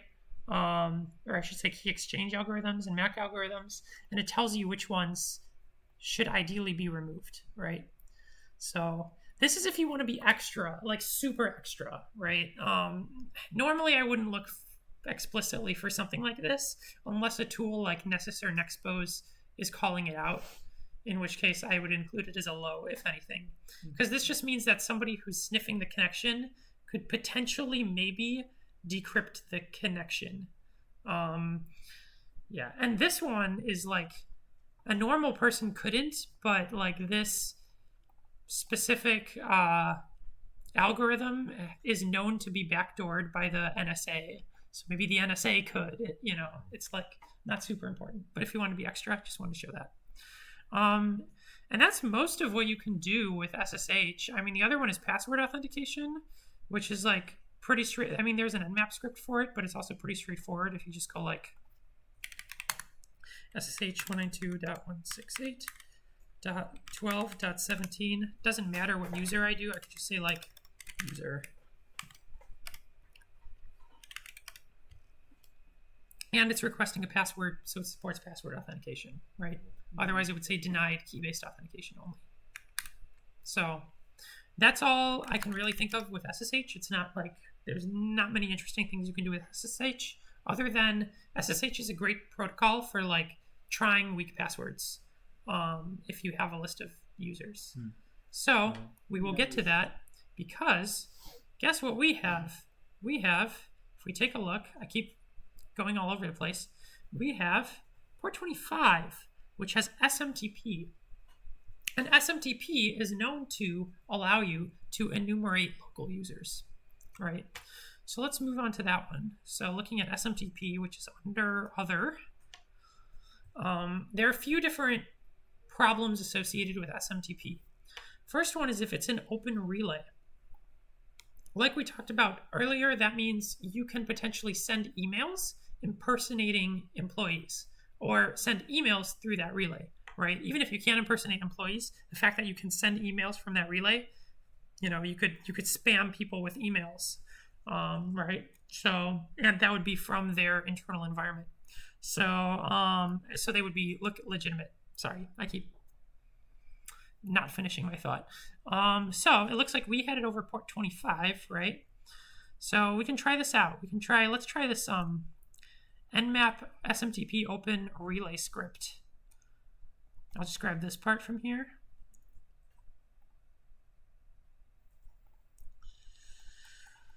And paste. And 192.168.12.17. And we see it is indeed an open relay. So that's a finding, SMTP open relay.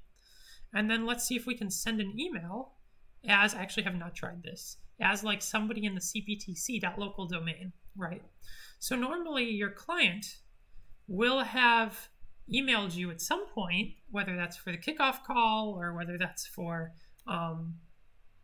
usually, like, I look at the email for the kickoff call, the invite, like who is on that invite. I pick a actual person that belongs to the organization, and then I would do that. Then you could grab SWOCs.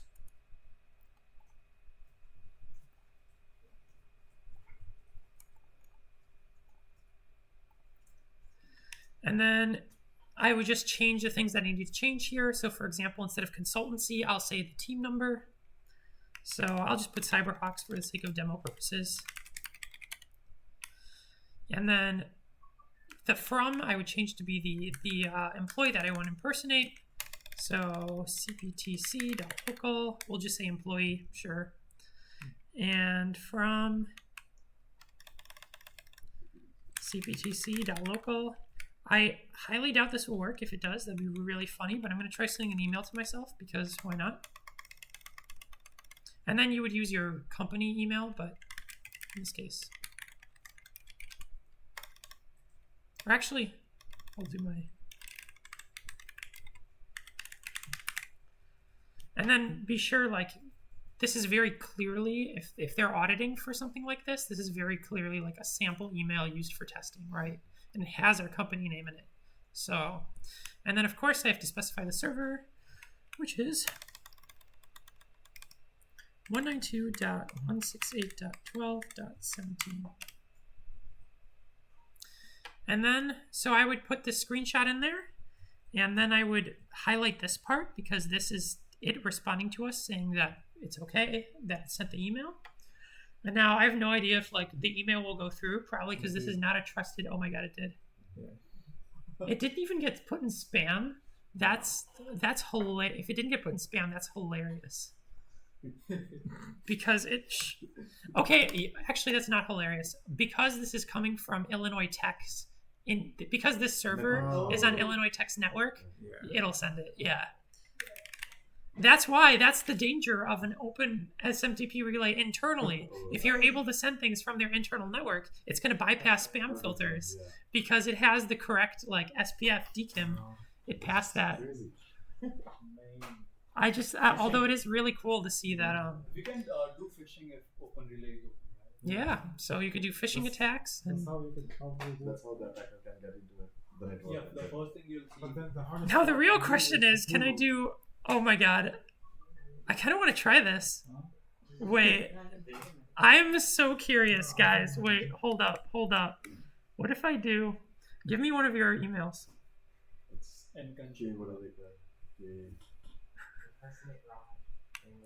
My IIT email or personal? IIT email. MTRIGUI at talk.it.edu. Oh, whoops.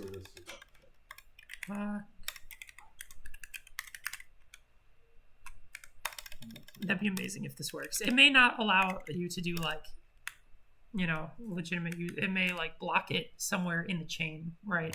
But, and then if anybody questions it, I'll be like, does that look right? Did I get it right? Yeah. And then I have to change it here too. I hope nobody at IIT gets mad at me because technically, like, probably whatever. It's gonna be on video. Who cares?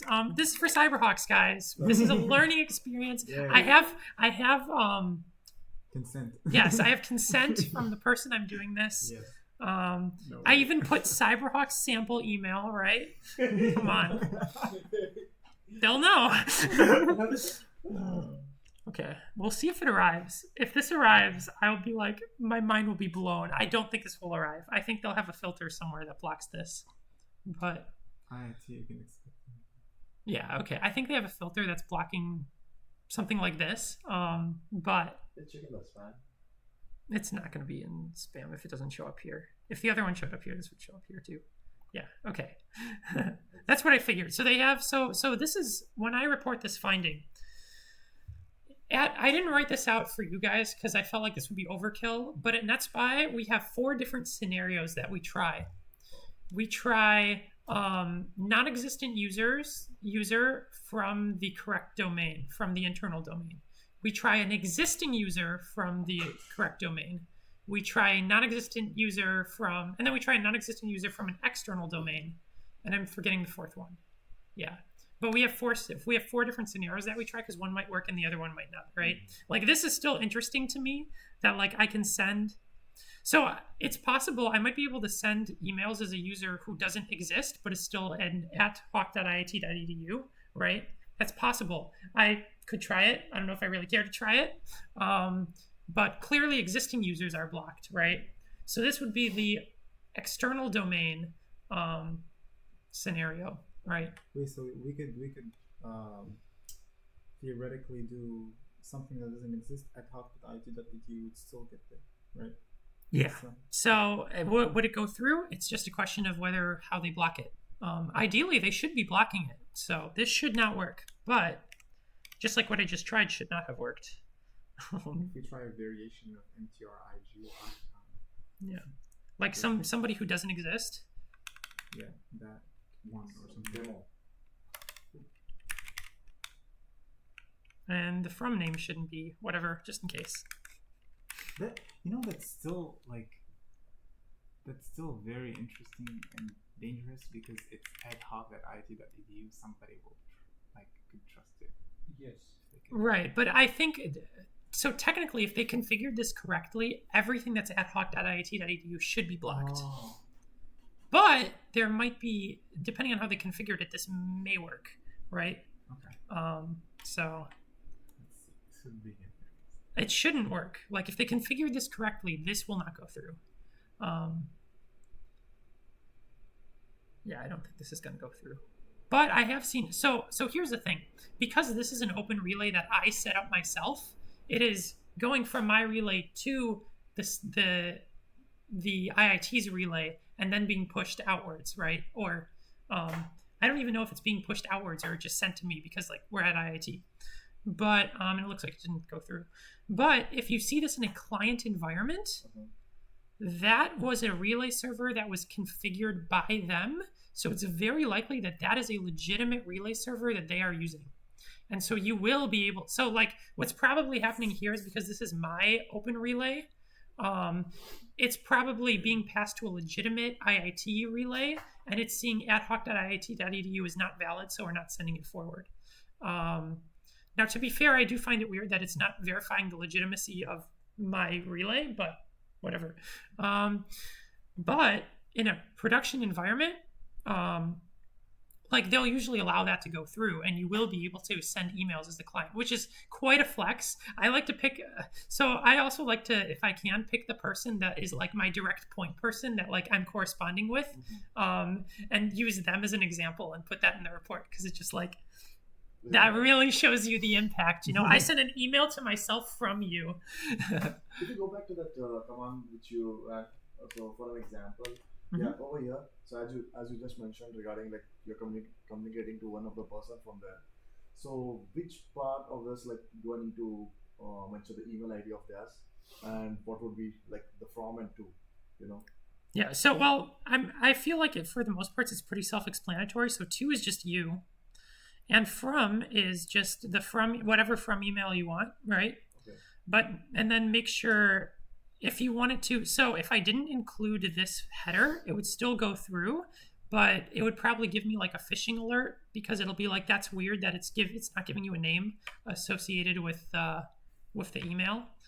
So to get rid of that, bypass that phishing alert, I additionally add the header with this from, and then I put a name and then the email, which is how it normally looks like in legitimate email communication. So if in case I'm doing the test and Mohammed is my client, so to would be the address of Mohammed. Yep. And from would be well, right? No. From is the person you're impersonating. You're sending this email from somebody to yourself, right? To test it, right? And you would send it to your your actual email, right? You would send it to your actual email. They will give. So you wouldn't send it to your personal because during CPTC they will give you, remember, an Office 365 account, an email. So you would send it to that email. Yeah. I think that would be the phishing scenario mostly. Yeah, well, they might. So depending on how they set up the phishing, maybe they'll give you access to a relay and they'll expect you to send emails through the relay. So this might be what you do. Yeah. keep in mind, if this is what you're doing, if you are sending emails through a relay, Swax, the tool that I'm using here, it includes an additional Xmailer header that identifies it. So it says Xmailer Swax. So I might even be able to see this because we use Google, and Google is nice about letting you view these things. Show original. Oh, yes. Okay. So see this Xmailer header? It says Swax, right? And then the version of Swax. So a little bit less legitimate looking. So I might consider using something like send email as instead, which I hopefully got the command right, but I haven't tested it. And I don't want to keep sending emails through IIT's relay, so I'm not going to test it. But like, this should be the command to do it using send email. And as far as I'm aware, send email doesn't have any tells like this. Yeah. But as you can see, these headers are included in the email here. And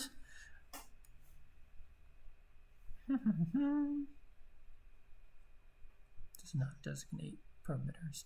So the interesting thing here is it was sent through Google's mail server, probably because IIT uses Google as for their mail service, right?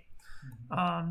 And it looks like does not designate permitted sender hosts. So it looks like it's not even validating. It looks like Google is set to not validate the source of the email anyway. So, yeah.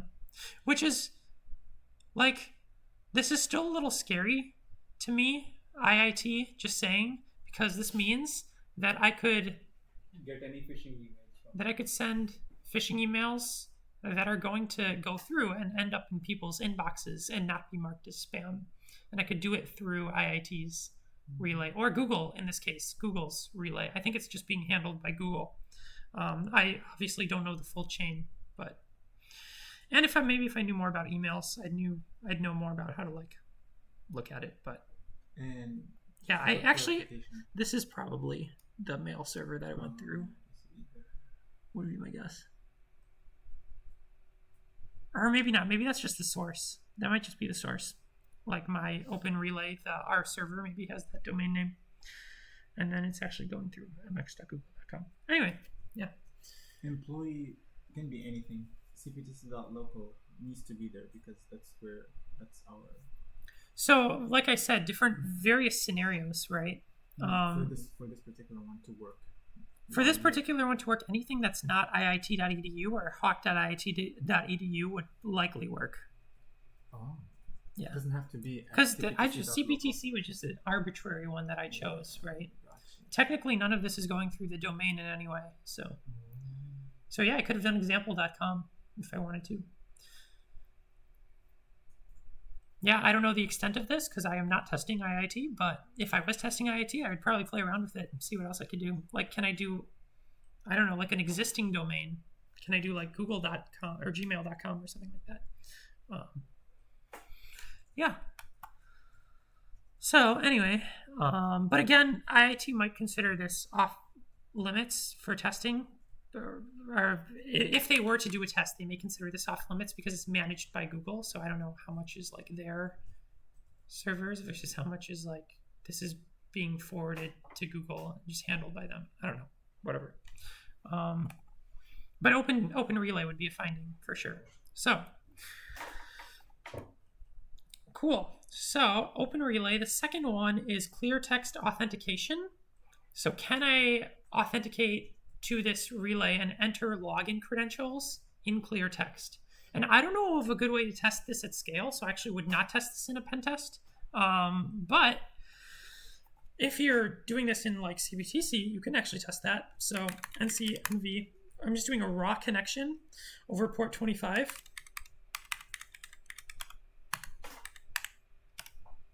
And first you have to start with hello and who you are, or hello, and then it'll tell you what commands you have access to. It doesn't look like I even have access to the auth login command for clear text login. I can try it though.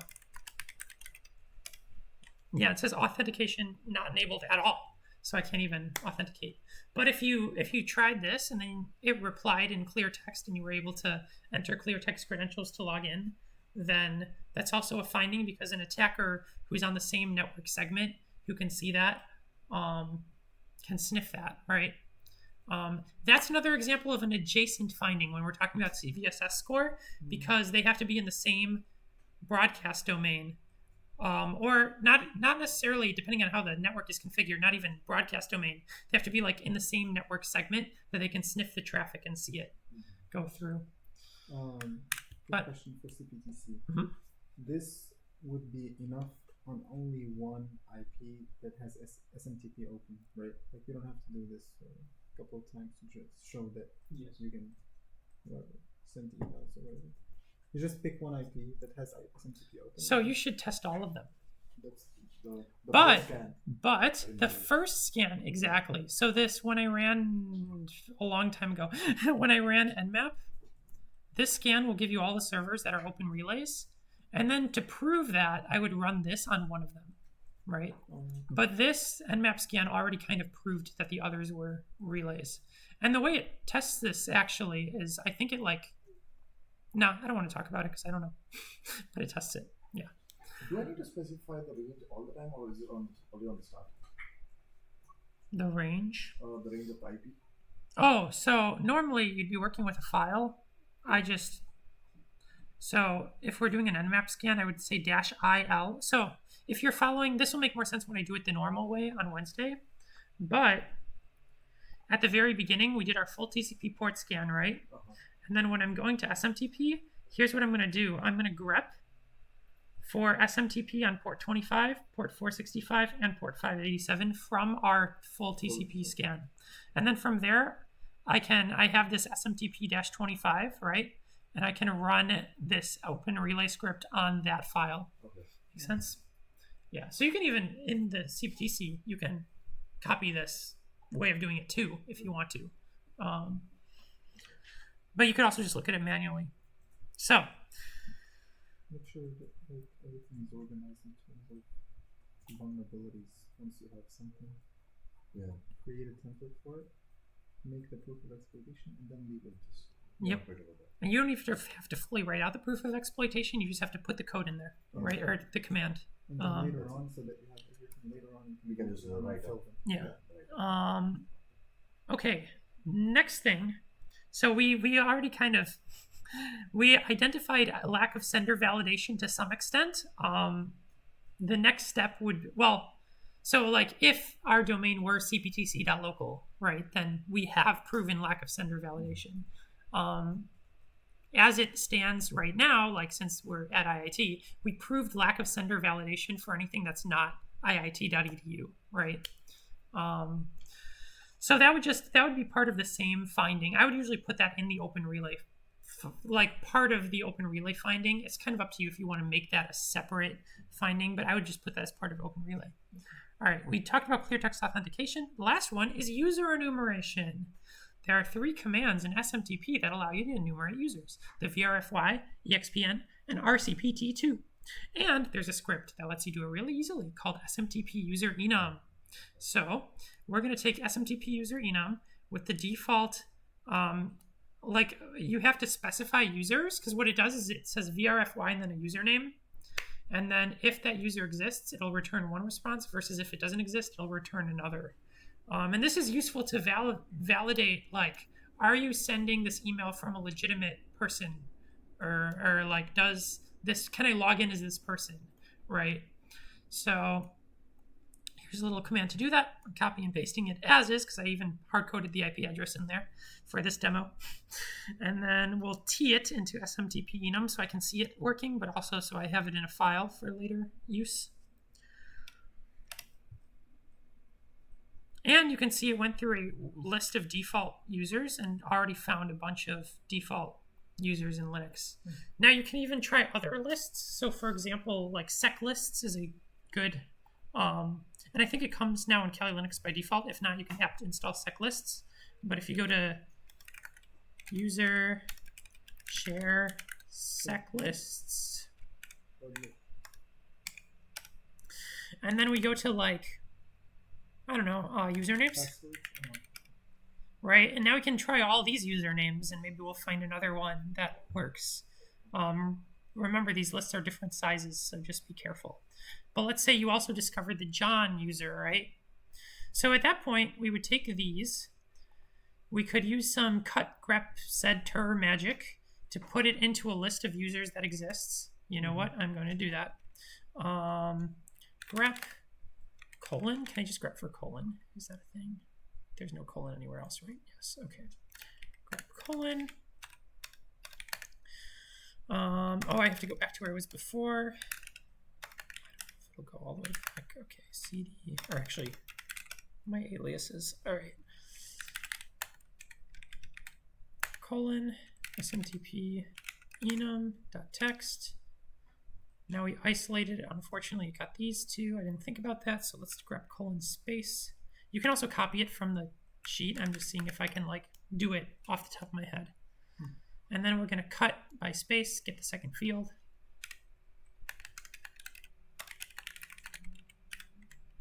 Boom, we have our users. Usernames.txt. Boom, all done.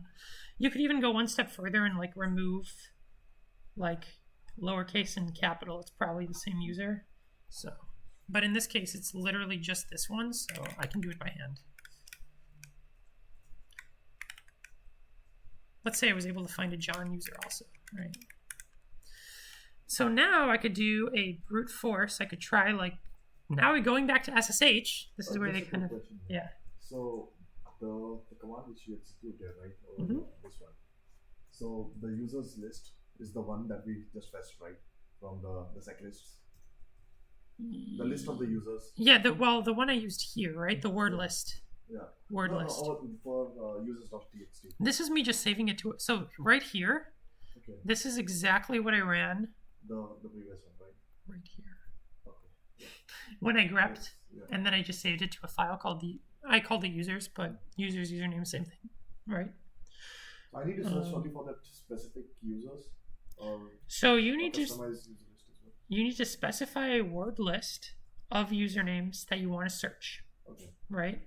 So the one I included here as an example is default Unix users, Okay. right? But if you install sec lists, you can specify a different word list here, right? So then you would copy and paste this command, put in a different word list, and then from there you can just run this command as is, because all this does takes the users you found and puts them in a users file. Okay. Yeah. Cool. So now returning to SSH with our user list, now it makes a lot more sense to run this brute force, right? And haven't actually ran this command in Hydra before, so we're going to try it. I know the netexec one is going to work if the Hydra one doesn't work, but... And this is running it against all SSH, like if you had multiple targets, but in this case, our target is just 192. Actually, I might have to specify it differently. Let's see how I have to specify it if it's just one target. Doop-a-doop-a-doop. Oh, I literally just do SSH. Okay. So if I do, instead of doing this, I'll put it at the end. 92.68.12. Boop, boop, boop. I could probably specify a different verbosity level too if I wanted to see it like what it's trying. Because otherwise it's like I'm not really getting much useful output.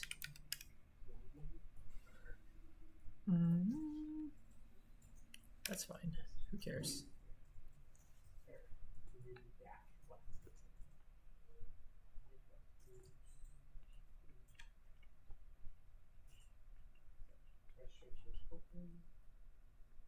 So, John, quick question. Okay. So, let's say we got all the service accounts. Can we track them to Hydra?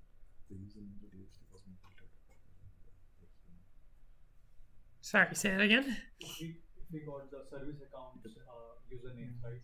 Uh-huh. Can we track them using Like in Active Directory service accounts? These are not service accounts. These are local accounts for that machine. Let's say We're not getting hashes here. We're only getting usernames. If we had the etc shadow file and etc password files, then yes. But it wouldn't be cracking it with Hydra, it'll be cracking it with Hashcat. Yeah. Yeah, I think so. That's what stuff. Yeah. Yeah, so over here, like we fetch the usernames.txt from the previous command, right? Like the list of it. So for password.txt, is it like pre-default by Hydra, or have we given any? Oh, I gave it one. Remember, we previously created this passwords.txt file where I added like some default ones. Like I just added admin, root, and a blank line. Oh, okay. So I forget where I did that now. That was a while ago, but Yeah, for the SSH we did that. It can be a word list for passwords, right? yeah. Whether we can give any Rocky or any of those. Yeah. So as you can see, yeah, you can give it. Well, yeah. It'll take a while, right? That yeah. It'll take a lot of. This is my like last resort. I avoid brute forcing at all costs, because also you have to keep in mind they might have some kind of filtering where it'll lock out an account if the wrong password is entered too many times. So in this case, I put in 3 passwords, which may already lock it out. So I'm running this here because I'm not too worried about it. We have to be very careful when you're doing this. If it's a printer, I would more like, if it's or anything really, I would be more likely to check default passwords. But if you've completely exhausted all your options, just know that this is a thing. Yeah. But I honestly probably wouldn't even do it. So. But yeah, in this case, 0 valid passwords found. But if I gave it a list that had a password that I'm actually using, it would have worked. I could do that. I don't know if I want to. Yeah, I think you get the idea. Cool. So that's SSH. Next. What have we got? So here's an interesting one. Well, NFS. So NFS is kind of similar to FTP. FTP has its anonymous access. NFS may have shares that are mountable by everyone, right? So let's give that a look. Also, I put ports here just so that it's like easier to get it. So if you like see 2049 NFS. So we have NetSpy. I also included this because NetSpy additionally reports the ability to enumerate shares in the first place. They report that as a low. Kind of up to you if you want to report that or not. I feel like that's kind of a default thing for NFS. It gives somebody information about what things they could potentially mount. So maybe report it, but if you don't report it, not a big deal. The bigger one is publicly mountable shares, right? So how do we check for that? Well, we could use Nmap scripts to try it across a large amount of, devices, but we can also use show mount. So to see if it's running NFS in the first place, which you saw in the Nmap scan, but you can also do RPC client and query it and see if it like tells you what ports NFS is running on. I don't know if it will. Not RPC client, RPC info. I'm mixing it up with another one. There you go. And so here you can see NFS is running on port 2049, right? And now if I do show mount -e, and you can see the export list for this. And here's a big one. The root directory is mountable by everyone. Yay! Now, to be fair, there might be some additional like weird configuration within that only lets you mount it as a specific user. But in any case, the fact that this is mountable by everyone is an issue, right? If it weren't mountable by everyone, it would give you explicit IPs here, right? Like it would say 192.168.12.10, right? And this directory, even though this in this case is the root directory, it could be anything. So it could be like /home that's mountable by everyone, right? So it just kind of depends. But in this case, everything in NFS, we do switching to root. This is one of the few circumstances where I just like to switch to root because when you mount things, you have to mount it as root to get full permissions. Otherwise, it'll try to mount it with the permissions of that user. I don't know. It's complicated. I don't get it. Just know you have to switch to root. And then, let's see, mount-t NFS, and then 192.168.12.17 / and then we have to specify where we want to mount it. So I'll just say mnt temp. I'll create a new directory for it locally here where I'm going to mount that. So with FTP, you remotely access the files, right?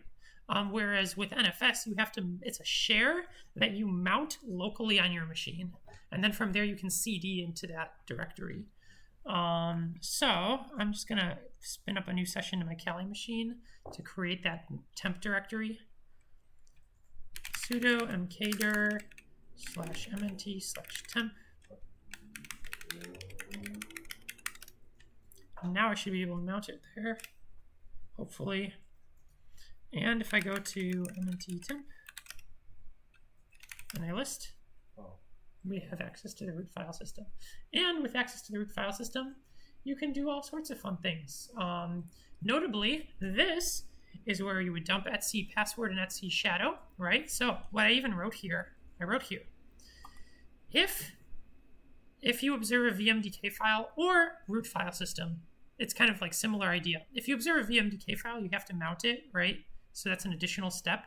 But if you just observe access to a file system, if it's Windows, secrets dump with SAM system security, and you'll have password hashes.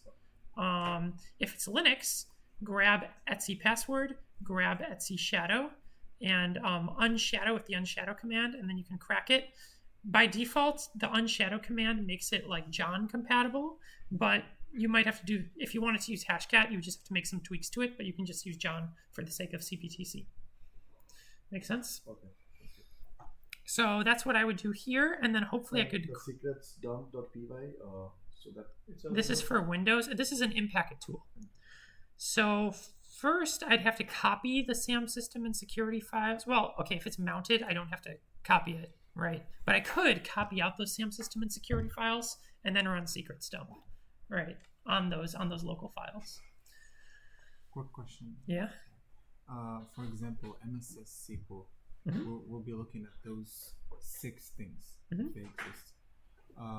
If 3 of them exist, will they ideally be reported as separate vulnerabilities? Each have separate findings. Yeah, I tried my best. So you do everyone? Yeah. If you find default password, you title each of these are password separate MS findings. SQL server. That's Yeah. a different template. Different than excessive domain login permissions on MSS SQL. Yes. Each separate findings. Yeah, there are like some maybe exceptions to that, like the one that I talked about for SMTP, where I wouldn't make necessarily lack of sender validation a separate finding. I'd probably just lump it in with Open Relay, because it all boils down to kind of the same thing. The fix would just be to stop that relay from being an Open Relay, and maybe but for something like this, these would be separate. These bullet points are each separate findings. Nice. Yeah. It's very clear. If you observe a VMDK file or root file system access, how about that? So I've seen a lot, like VMware, not a lot. I've seen a couple times. VMware will store, just like automatically make backups of existing machines as flat VMDK files, right? And so at that point, you can install a utility known as kpartx. You can use that to mount the VMDK file. You will need the flat one. It can't be like a non-flat one. But usually they'll be named like machine-flat.vmdk. And then once that's mounted, then you can also go into the file system and, dump creds. With Windows, it's nice because if you dump these creds, you get the hash for the administrator account, and other local accounts, right? So you can already log in with local accounts in most cases, unless they're disabled, right? And if it's a domain join machine, you'll get the machine account hash. That's something to keep in mind. If you see like machine.acc and then a hash, that's the machine account hash, and you can use that to log in with the machine account in the domain. For Linux, it's a little more annoying in this case because we can't log in with a hash. We have to actually crack it if we want to log in. The one exception is if it's domain joined. I forget where domain passwords are stored. It's like a really weird scenario to have a domain joined Linux machine, but you can. And I forget where it stores passwords by default, but I think it also stores them as NTLM hashes. So if you see a Linux machine that for whatever reason is domain joined, another thing to look out for. that you may be able to dump that. Quick other question, sorry. Okay, so we have default password for MSS SQL, we have default password for SSH for all different kinds of protocols. Would he make default password MSS SQL separate, default password SSH separate? Or? So this is where that's a hard question to answer. And I've been talking with other consultants at NetSpy about how we report this too, because right now the way we're doing it is separate per service, but sometimes there's a local account that you can access through multiple services. And so I'm like, in that case, it doesn't make sense to make them separate. So different schools of thought, but my thinking, my ideal approach would be if that password applies to that specific service, then make it separate for each service. If it is a local account password, make it a weak local account password finding, right? So for example, if it's a VoIP phone, VoIP phone, right? Maybe in the settings for that phone, you can enable Telnet and allow somebody to come in and like configure things, and then you can specify the password you want for Telnet, right? That's different than the admin password for the VoIP phone itself. So in that case, it would make sense to have a default password Telnet or weak password Telnet finding. But in the case where it's like, in this case, Ubuntu system, where I could probably use the same password for SSH, Telnet, whatever else I wanted to, one local account weak password finding would be best. And then in the proof of exploitation, you would include you would show targets, different services. You would show like we were able to do this, and then we were able to do this. Yeah. And you would mention the different targets that you tried this with, all different. So like you tried this with 3 different IPs. Okay, so if that password applies to other machines too, that's a separate finding. That's shared local account password. Oh, okay. So if it's Default local is different. yeah, because ideally you should have separate local accounts on each machine. They should not be sharing passwords, so that if an attacker compromises one, they aren't able to move to other machines. So, and I think shared local account password is a template that was included. I could be wrong. Yeah. So that would be 2 things. That would be weak password local account, and that would be shared local account password. I know it's like you'll get it when you'll see it all come into play on Wednesday when I just go through the pen test, but it'll be like, this is the attack path. Okay, I know this finding, this finding, this finding, this finding all relate to the attack path. I put them in separately. Yeah. Okay, my question is, for example, I have I have a printer and I have something else. They both have SSH open, and they have default password but different, because the printer has a default password and the other thing has a default password. Okay, would that finding, same service, SSH, but different you get the point, right? Different printer, different something else. Different printer, different password. Different printer. That could be the same finding, right? Same finding. Weak password. That would all go in one weak password finding for SSH, and you would, in the affected components, you would put the individual machines that are affected. Yep. Okay. That's what the affected components is for. Yeah.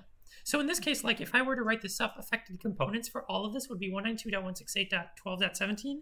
And then if you want to be extra, which I do recommend, put the port number also. So in Sysreptor, I like to put it in parentheses and then say TCP/port number or UDP/port number. Okay. Moving forward, obviously I would explore this a lot more if this were like a real test and this was my best path forward. Like I would see if I can go into the home directory. I see there's a John user. Now at this point I know there's a John user. Maybe I can password spray for the John user. Oh, interesting. They have a run.sh. Are there any hard-coded credentials there? No, not really. Right? I would try other things too. And if you already, so here's an interesting thing where like it could come into play later on. Let's say, I'm going to do something really cool. Are you ready? Okay. So because I'm root here and I have access to the file system, what can I do? I can modify etc sudoers, right? So I can go to etc sudoers, cd etc, and I can modify sudoers. It is meant to be read-only, but so be careful not to modify it badly. But for example, remember how we got access as the www data user before? Mm-hmm. Now we can elevate to root because I can say, okay. Copy this. Make sure to say no password because otherwise it'll prompt you for a password. But if you say no password, and no pass wd all. One question, okay. Can we directly add www data to group folder of root so that we don't have to modify this sudo file? Yes, you can add www data to the sudoers group. That's another way of doing this. Maybe an even better way of doing this. Good point. So that's another thing we could do. Control C, Control X. No, don't save. So another thing I could do is I could edit /mnt temp etc group, right? I think it's group. Yeah. And then I can just go down here, say sudo, and say www. That's another way of doing this. Yep. I have found, for some reason,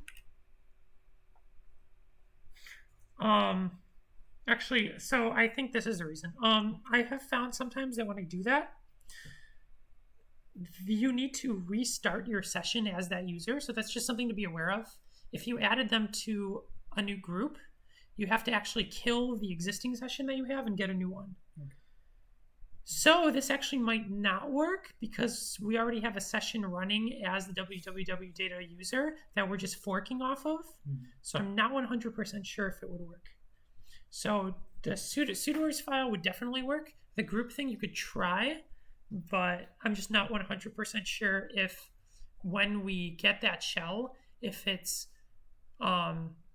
has the process capabilities of the parent process. Okay. You know what I mean? So you'd have to spawn a new one. Yeah, just things to keep in mind. The more you know, the more you know of these like weird. The more you. Your thoughts. Yeah, the more you the more you encounter all these like really strange specific scenarios, the more you know to look out for these things. But anyway, when you're done, you can unmount this. So umount. I should still do this as root probably. Umount mnt temp. Okay, let's talk about some other ones. Let's do the important ones. SNMP, I would say, is pretty important. SMV and MS SQL. That's what we're going to talk about. I want to quickly talk about VNC. I didn't finish filling this out yet, but the idea behind VNC is that a lot of devices like printers or IoT devices will give you like GUI access to modify printer settings and stuff. So that sometimes requires no authentication, and you can just say VNC viewer and then the target and then log in that way, right? So that's just something to keep in mind for VNC. But if you have VNC, you'll know to like look for these things. I might even not get to filling it out. Honestly, I'm not like too concerned about it. And you probably won't see it. But SNMP. Here is, so SNMP, or Simple Network Management Protocol, has a read-only string and a read-write string, right? A read-only string allows you to gain device information. Read-write string allows you to change things about the device.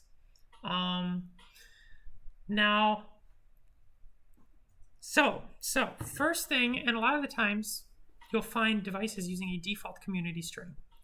So to really quickly check this across all devices, you can use the SNMP brute script, and Nmap will automatically check like public, private, admin, whatever else. I don't know all of them, but it'll check most of the default ones. So that's how I approach this.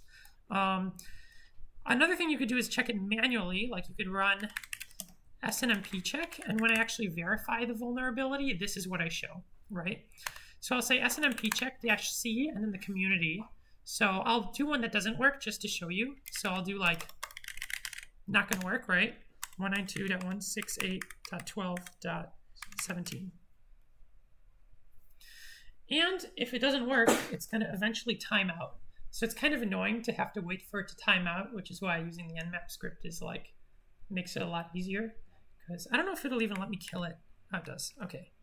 But if I try one that does work, it should respond pretty quickly. Although this one I've noticed, it takes a while just because there's so much information that it's returning.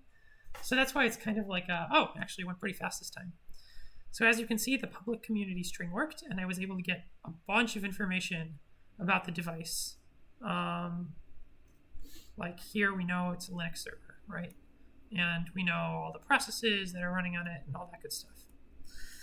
So this to me would be like a low, maybe, because it's an information disclosure finding.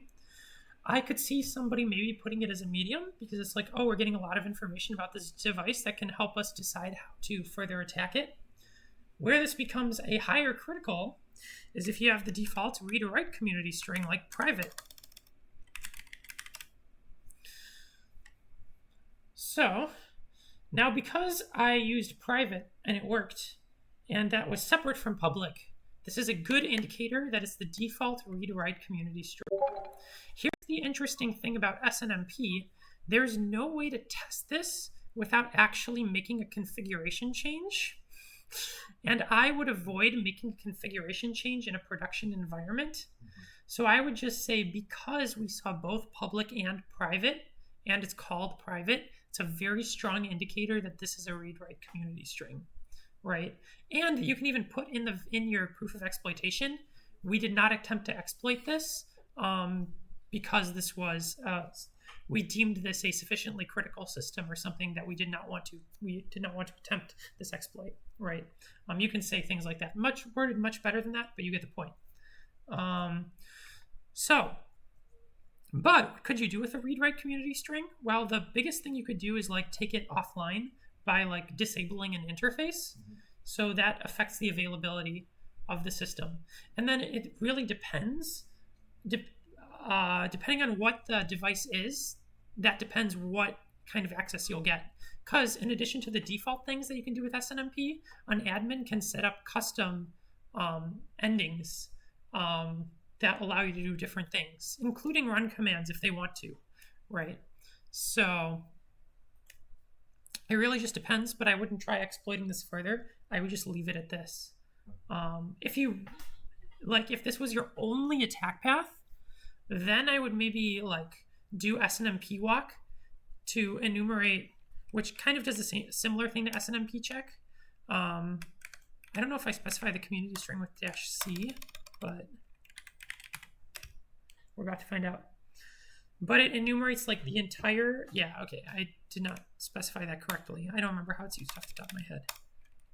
But I can get the entire tree and see everything that I have access to, and then I can look for something that's custom and maybe see if it like lets me run commands or something. So that is community, but I have to specify the host differently. So yeah, so that's SNMP for you. There are two findings associated, or three, I guess. Three findings associated with SNMP. The fact that I can use a community string in the first place is bad, because there's a newer version of SNMP called SNMP v3 that allows authentication, and I believe the traffic that's transmitted is also encrypted. However, for SNMP v1, or v2c, that traffic is not encrypted, and all you need is this community string. You don't need like a username and password, and you get this information, right? So we have two findings. We have insecure protocol, SNMP v1. That can be maybe like a medium, let's say, depends. And then default read-only or read-write community string, right? Yeah, I have something, but after Sure, and let me just finish this really quick. So here's the other annoying thing about SNMP, it's UDP. So We have no way of accurately or reliably determining whether it supports SNMP v1 or if it only supports SNMP v3. And there are a lot of machines or a lot of services that will support both. So for example, if I were to scan this one, it would say SNMP v1 and SNMP v3, right? But it may not, depending on this, you're kind of relying on the service to report that. So you'd run nmaps-sv, and if the service reports that it supports SNMP v1, you include it. But if it doesn't report it, you can't just assume that it supports it unless one of those community strings worked. So you would try this, basically, and I kind of wrote this out here a little bit, but you would try this. You would try to brute force the community strings, and you would run -sv and see if it reports SNMP v1. And that is how you can determine for sure that the service accepts SNMP v1. But there might be some false negatives. Okay.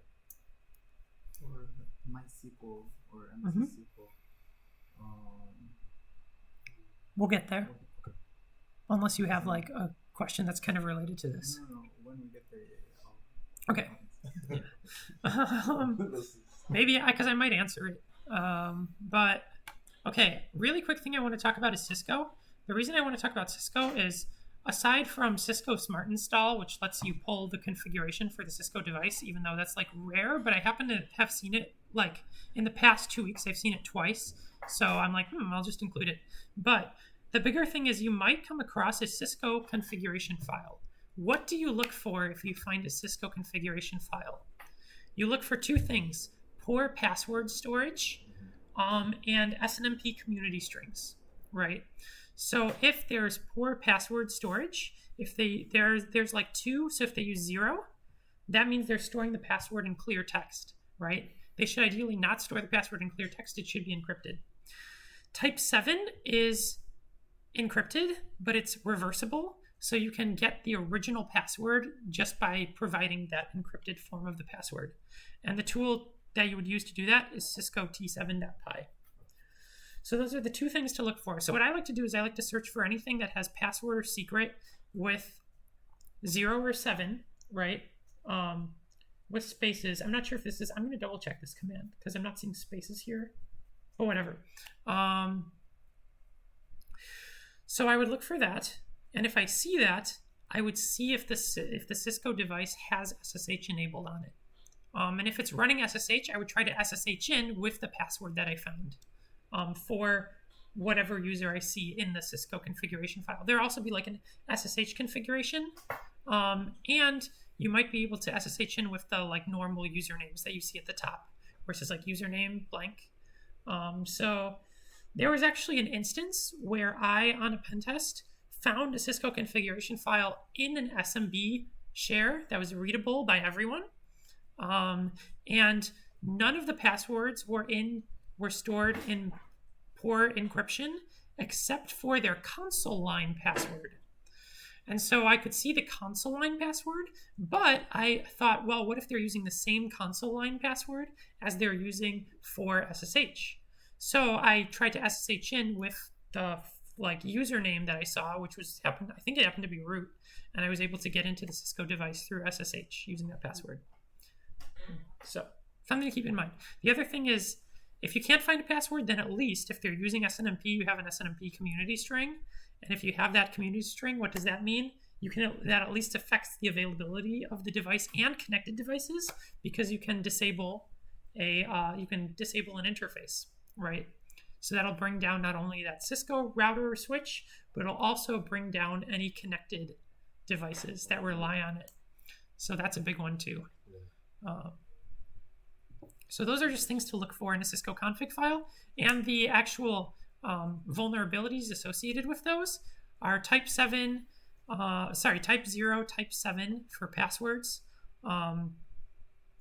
Exposed community strings isn't really a finding, because ideally you shouldn't have access to this file in the first place. So the other finding would be whatever gave you access to this file, which could be Cisco Smart Install, or maybe it was exposed in an SMB share. Make sense? Last two. Are you ready? I'm not going to go through all of these, but I have two more that I want to go through. I'm going to go through SMB because it's massive, and MS SQL because there's so much you can do with it. All right, so SMB. The interesting thing about SMB, and this is where it bleeds into Active Directory, but I think it would make sense for you to do it still, is for domain joined machines, you also have to consider SMB as it relates to domain users, because it's probably going to be domain users who are accessing that SMB share. So we have some things that apply to SMB everywhere, like, for example, null session or guest session. If you can log in with a blank username and blank password, or with username guest and no password, sometimes you're able to do that and list shares. If you can just log in, I wouldn't count that as a finding because you can't really do anything with it normally, but there are special cases where I would count that as a finding. Case number one is if you can list shares, because now you've already been able to gain some piece of information, right? Case number two is if you can get a list of domain users, which is sometimes possible. And because normally if you have a domain account, right, you know the credentials for it, you can log into SMB and you can enumerate domain users, especially on a domain controller, right? But sometimes you can also enumerate users without even needing credentials, just with this null session. So this I check actually against every domain controller. So one of the first things I will do is once I have that DCs-IP list, I'll run RPC client. I'll run this right here. Actually, I have it right here, DC's IP, right? I put a little bash for loop that tries enum dom users on all the domain controllers. And if I can enumerate domain users, that's a finding.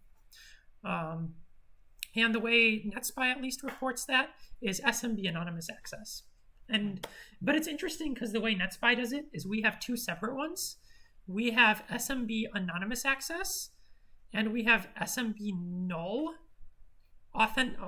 access, even though those are technically the same thing. We use SMB anonymous on the medium level to report like being able to enumerate domain users, but we use SMB null on the critical level to report if we're able to like read share if we have a read access to a share, right, and we're able to get on the share and then read share files, which is also possible. Like just like with FTP, you may be able to, as null, guest user or null auth, you may be able to read files on the share, right? Okay, so those kind of apply domain joined or not, but remember there are specific nuances. Like here, this only applies for domain joined machines, and I think this might only apply for domain controllers. I think, yeah, might be wrong on that, but I'm pretty sure. Then default password only applies to things like IoT devices, right? So obviously it's not going to have a default password if it's like a Windows machine, or like it's not going to have a known default password. There isn't one. But for like a printer, for example, maybe it allows file uploads for printing over SMB as well as FTP. In that case, it might have a default password, and it might be the same as for FTP. So, but it might be different too. Just kind of depends. The other one, weak password. Generally, when we're talking about weak password as it relates to SMB, we're talking about Active Directory, because usually when you find SMB, it's on a Windows machine, right? And it's on a domain joined Windows machine. And if it's on a domain joined Windows machine, when you try to authenticate to it, you actually authenticate as a domain account. So for example, when I did NXC SMB DC1, right? I'm using SMB, but I'm authenticating with a domain account. So if I were to just do a password spray, or if I were to just like throw a bunch of passwords, be careful, because that's touching the domain controller, and it's asking, like it's trying to log in using domain authentication, right? So this is as opposed to local accounts. So if I wanted to log in with a local account, specifically in NetExec, I would have to include --local-auth, right, to log in with a local account. So just want to make that distinction. Generally, I mean, you can lock out local accounts too, but generally they're very unlikely to have like a policy set on local accounts. So it's okay to spray local accounts. Don't take that as an absolute fact, but generally it's okay. But if you're trying to spray Active Directory accounts, you have to be careful because that's where their domain lockout policy comes into play. So we can check past policy using netexec before. So if you were to spray accounts, yes, assuming you already have access to the domain and you can check it, you could check it, but also that's something I would ask the client in an initial kickoff call. So in case I ever do any unauthenticated sprays, I already know that from the get-go. Yes. Okay. So, sorry guys, we're getting to the end of it. Yeah. Oh, this is good, comprehensive. So weak password.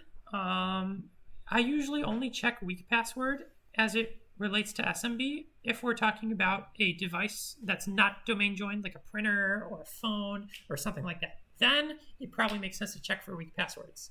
If it's a Windows machine, probably doesn't make sense to check for weak passwords because they're probably using Active Directory, and there are better ways of spraying Active Directory creds.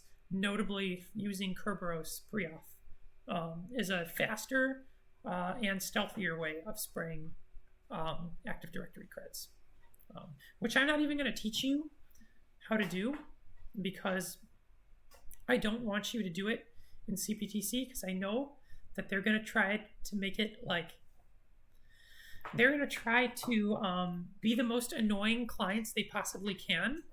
And so they might be like, oh, you're locking out accounts. Mm-hmm. So I don't want you guys to lock out accounts. So I'm not even showing you how to do a password spray. And guess what? In all my testing so far, I have not done that. I've never had to. Now, to be fair, there are other testers at NetSpy even who swear by it, who are like, yeah, I know their password policy. I'll just spray like summer 2024 ! And I'll usually get a hit. And I'm like, good for you. I just find other ways of compromising it that doesn't lock things out. But yeah. And if it came down to it, like I would if it was my last resort. Okay. So we kind of talked about that. I'm not going to showcase all of these. I might showcase, let's try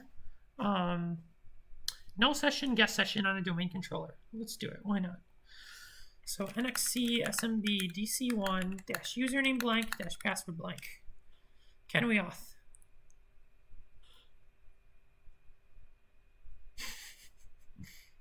Apparently we cannot. No, just kidding. Yes, so we have the plus, which means we were able to authenticate. But now the question is, can we list shares? Or can we do anything else? So when we try to list shares, access denied. Can I get a list of domain users? RID root. Also access denied. Can I do it a different way using RPC client? -n -u DC1, that's DC local.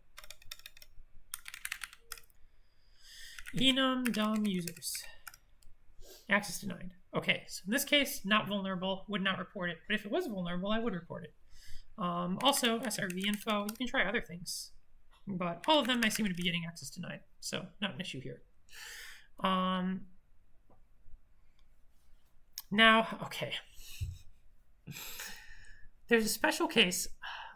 To be fair, I don't understand all of the circumstances that allow you to enumerate domain users, but I know of one in particular that Pingcastle will call out. That's called like LDAP something. Like there's a specific attribute that's like LDAP heuristics or something. I don't remember off the top of my head.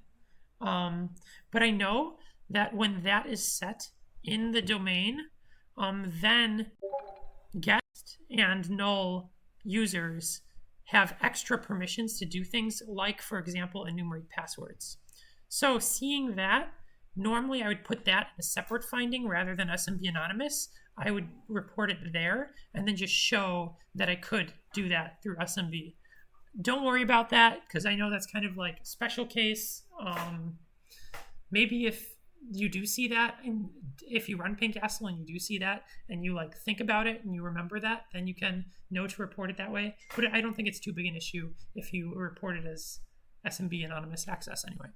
Anyway, we can try guest authentication. I'm not going to bother with that. The other thing I try, and also this is all written out here, just saying, so if you forget. The other thing is like known CVEs. So SMB in particular has some really well-known CVEs that you may be able to exploit. Like for example, Eternal Blue. And I have seen that on past reports, Eternal Blue. So I would run this. So personally, I would look specifically for Eternal Blue running this Nmap script. There are also a couple other SMB ones that you can take a look at if you wanted to. But let's do 192.168.12.10 through 15, that's where my SMB servers are. We're going to let that run. And we'll talk about the next thing in the meantime. But if you see Eternal Blue, reach out to the client and ask them if this is a critical system and if they would be okay with you exploiting this before you exploit it. Avoid exploiting it if possible. If you don't have to exploit it, say this vulnerability, we didn't want to potentially damage systems, right? This vulnerability is deemed dangerous. We did not exploit it. That will look really good. If you put that in your report, they'll be like, oh yeah, these guys know what's up. Unlike all the other teams that just willy-nilly ran MS, like MSF frameworks. Oh my gosh, Metasploit frameworks, a module for it, and exploited it. And it's like, oh, you could have damaged the system doing that.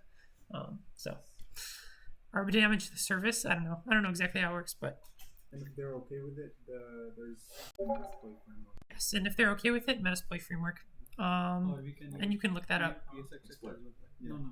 No, that's different. But yes, so as you can see, we do have two machines. If you wanted to practice it, I give you full permission. Let's say for the sake of this is a domain controller, right? It's vulnerable to this, right? I would definitely report this, but I'm not going to exploit it. However, this is a domain joined machine. So let's say you asked me, I gave you the get-go. This is fine. Like you can try exploiting this. So if you guys like want to go in the environment and try exploiting it, we have a domain joined machine that's vulnerable. So feel free to play around with it. So that's something I check for. Insecure protocol SMBv1. I'm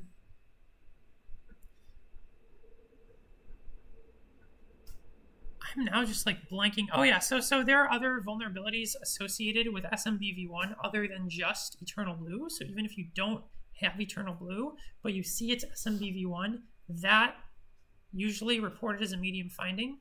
So insecure protocol in SMBv1, or insecure protocol may not be the right word for it. Maybe I should have said like vulnerable version is what I probably should have said. Not insecure protocol, because this is the actual version of SMB. And quick question, just to keep that in mind, for whoever is exploiting some of those things, other than Eternal Blue, what other vulnerabilities need a call to the client so that they're organized and they're requested? Watch this. So Nmap has a bunch of scripts, right? Guess what? They have a bunch of SMB-vuln- scripts. So if I ll, and actually I put this command in here, so you can list them out. Known CVEs, ll.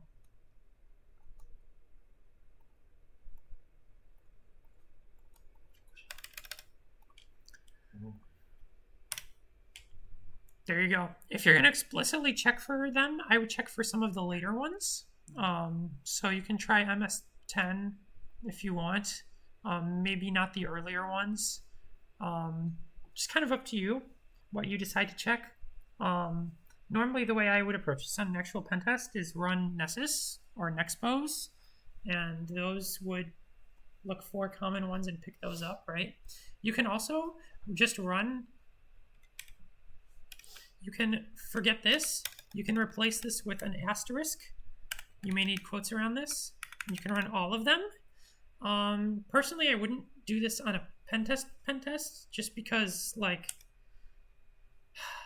technically, and I don't know all the details on this, but I have heard that even just running the script is not advisable, though you have to make some judgment calls. Like, it's worth running this if we're able to identify eternal blue, but maybe running all of these is maybe not worth it, right? But for CPTC, I feel like you can do this. I feel like it's not going to be a big deal. If you just want to run all of these, I would say go for it. Yeah, this might take some time to finish too, but I'll let it run now that I started it. Yeah, so which ones like require a call or rather than eternal blue? Like, I don't have like a list off the top of my head, but I would look into each of them that you find, and if there's an RCE, then call it out. Most of these are associated with an RCE, but most of these are not going to work, right? So as you can see, pretty much all of them failed except for that eternal blue one. So if one of the other ones work, I mean, you probably have another RCE on your hands that should be a critical, right? Make sense? Yeah. So, Cool question. Mm-hmm. Do you think it's bad, like it looks bad to use more Metasploit in the report? not necessarily. You can use Metasploit as much as you want. I got used to doing things without Metasploit, and so because I really started diving into this stuff when I was preparing for OSCP, so I explicitly avoided Metasploit, and now I've just learned to do things that way. So you can check for default passwords using Metasploit, and that's how NetSpy typically does it, actually. So there's like SSH login, Telnet login modules in Metasploit that you can use. Provide a file, run it. You can do it that way if you want. That may be easier for you too. I don't know. Okay, last couple of things when it comes to SMB. So we talked about SMBv1 has other vulnerabilities associated with it, not just Eternal Blue. So I would report SMBv1. Medium. Then we have signing not required. So this goes into our whole discussion on relays, right? How do we actually check for whether signing is or isn't required? Different for SMB version 1 versus SMB version 2. For SMB v2, you have to use SMB2 security mode, and for SMB v1, you just use SMB security mode. So they're two separate scripts, and you just combine the results for that. So a lot of these commands that I put here like build off of other ones. So for example, here we checked for SMBv1, right? And here we're using that to then check for signing, right? And then here, I just ran this across. I think it's fine to just run it across everything, right? That is SMB. And then combining those, and then boom, print it out, right? This sed command, by the way, this just takes the end of the line and replaces it with a space TCP445. So in the end, if this is a list of IP addresses, this sed command would print it out in like nice format. Also, thing to know when you're using Sysriptor,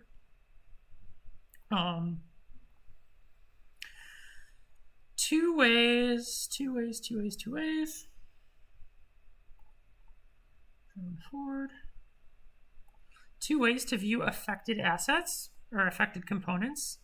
You could either do like, I don't know, this one, and you can add another one, and this one. Or if you want to quickly import it as a list, you switch to bulk edit list items, and then you can just put each thing separately on one line. Keep in mind that Sysriptor, unfortunately, for like really large lists, maybe like slow and kind of like buggy. Actually, this probably won't be the case for you guys because you're only worrying about 20 machines. But if you're worrying about like hundreds, what I do is I like to combine by putting dashes, because a lot of the times they'll be in a row. Like it'll be 192.168.12.1, 192.168.12.2, 192.168.12.3. So I'll do 192.168.12.1 through and then the last one, so that it's like, also it's super ugly in the report if you just have like hundreds of lines.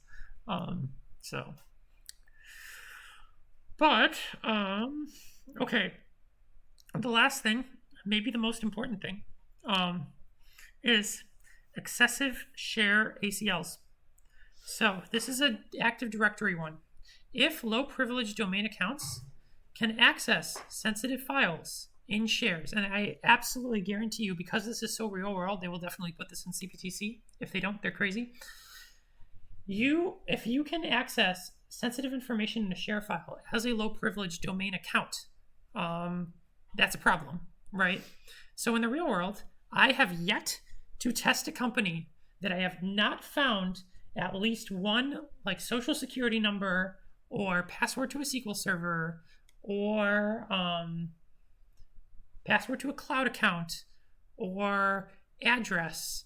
I pen tested a company where I found a file accessible to low privilege domain users, accessible to everyone as long as you had a domain account, that listed every employee's name, address, phone number, past addresses, social security number. It was crazy, all in one document that was like a few hundred pages long. So you will find things like that. It's wild. Also, you will find at least one employee that thinks it's totally okay to put a passwords.txt file or a passwords.docx file where they put all of their account passwords to everything.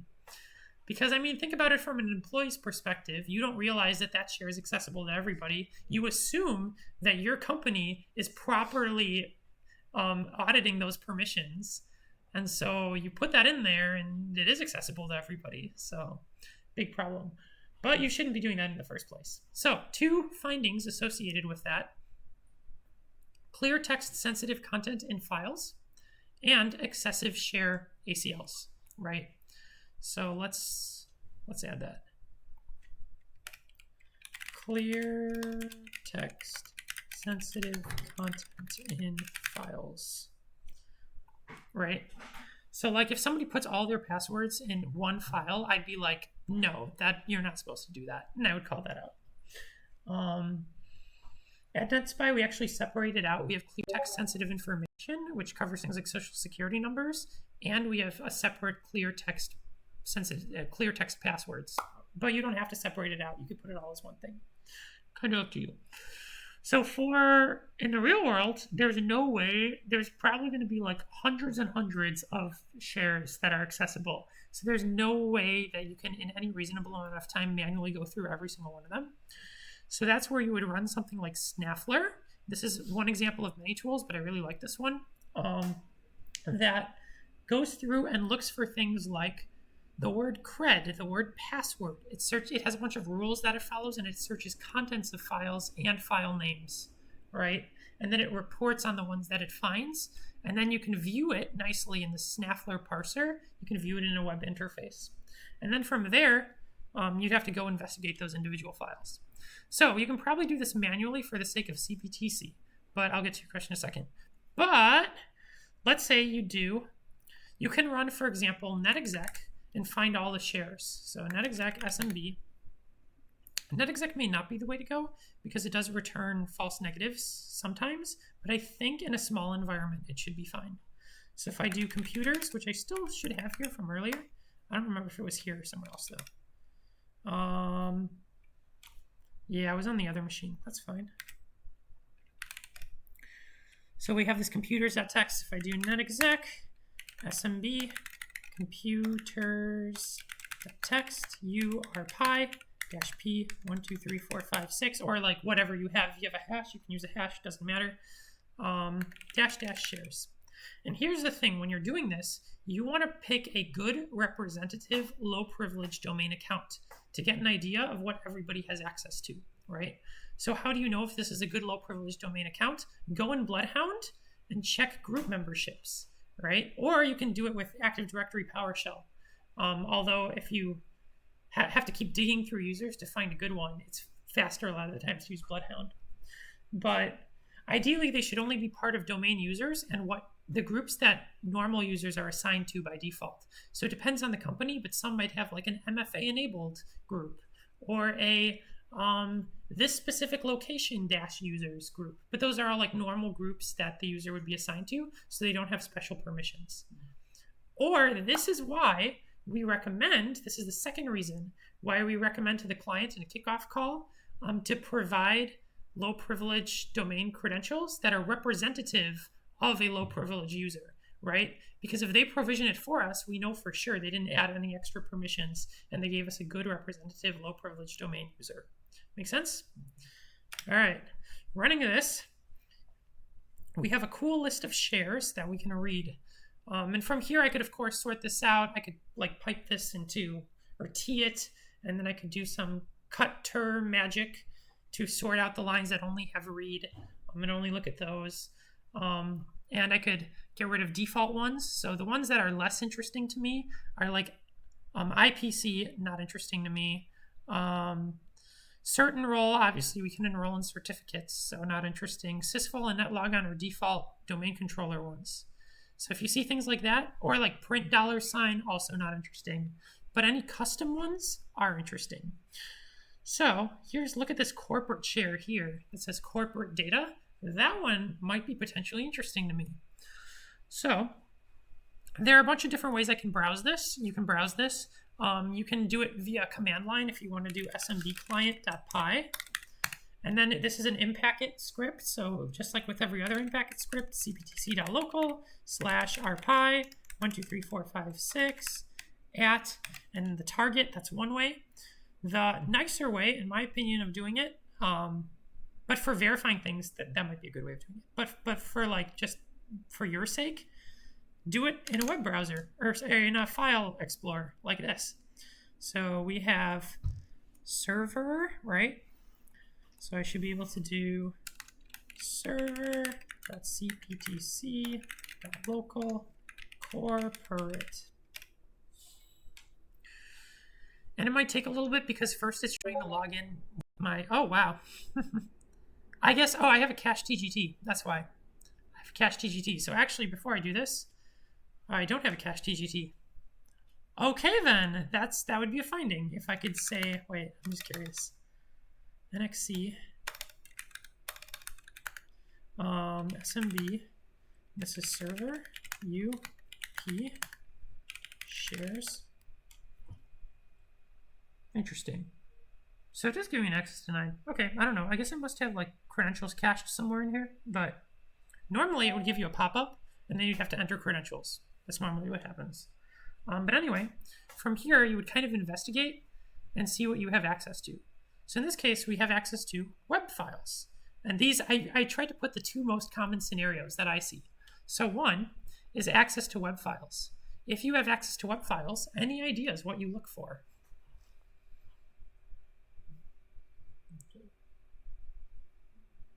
I'll accept 2 correct answers. Connections to other services like a database, like application. That is the initial correct answer I was thinking of. Mm-hmm. Yes. The other thing is if like this machine had a website also, and I have write access in this case to this share, I could do the similar thing to what we did with FTP, right? But yes, biggest thing I look for, usually you won't have read write, usually you'll just have read. And then if you see a web.config file, if you see web.config, that's a look at me now file. So if I right click, edit with Notepad++, and they look like this, and sometimes you have to find the connection string buried in here somewhere. But in this case, look what we have. We have server, the database, the user, and the password. And in this case, I just put this for like demo purposes. This isn't actually valid because I tried to set up a SQL server, but it was just such a pain. But in this case, if I saw something like this, I would test that. So I would say MSSQL client.py,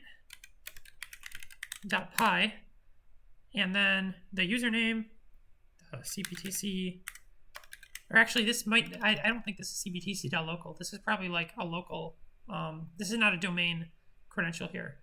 So I would just use like the username, so I forgot what it was, admin or something, the password, @ and the target, right? And if you're authenticating as a domain user, quick note, something you'll just learn about MSSQL client.py, you have to include -windows-auth. Sometimes, although sometimes it doesn't work. So what I've just learned is that if this doesn't work on its own, try including -windows-auth and hopefully that will work. Just something to know about using Impact's MSSQL client.py. Okay.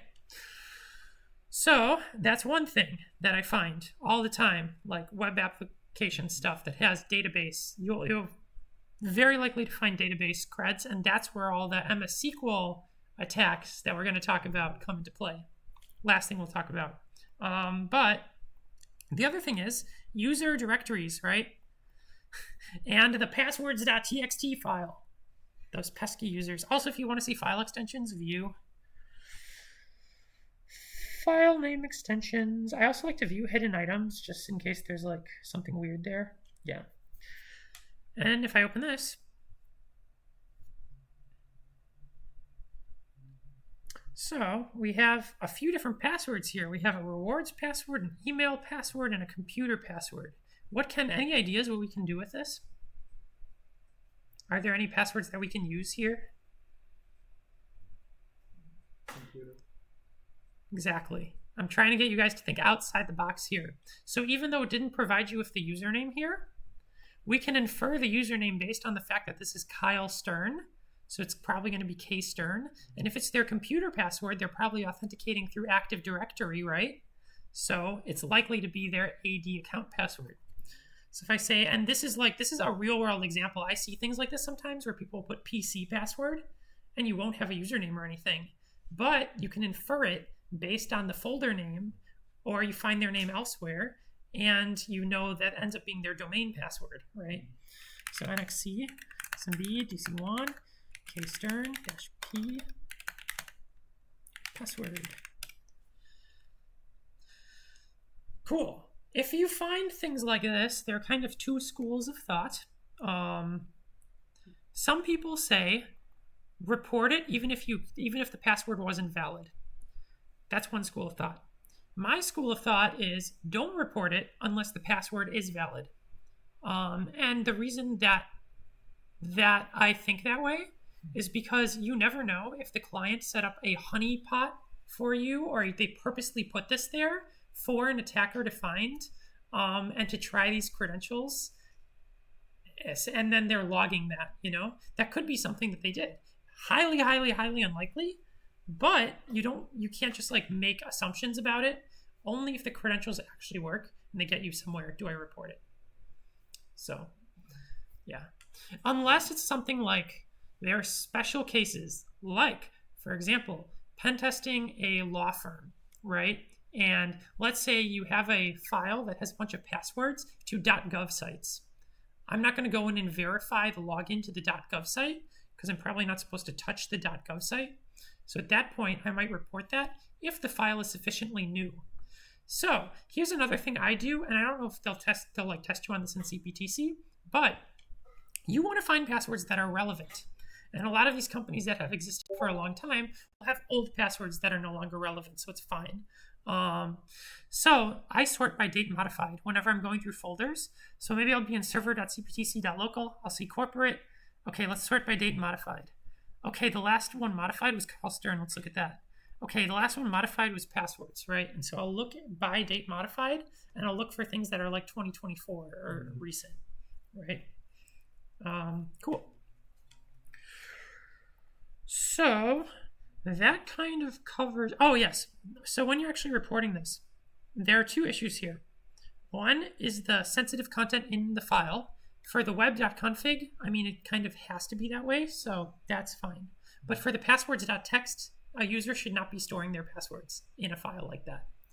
So for that one, my verification would be, I opened this and they provide the full file path in Notepad, and this is what it looked like. Screenshot, redact everything.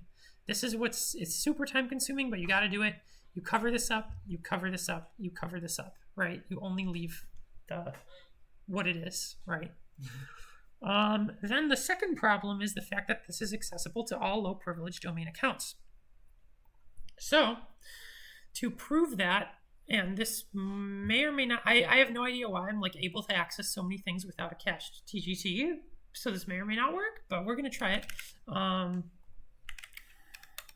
If you run get ACL, that'll get the ACL for this specific file. So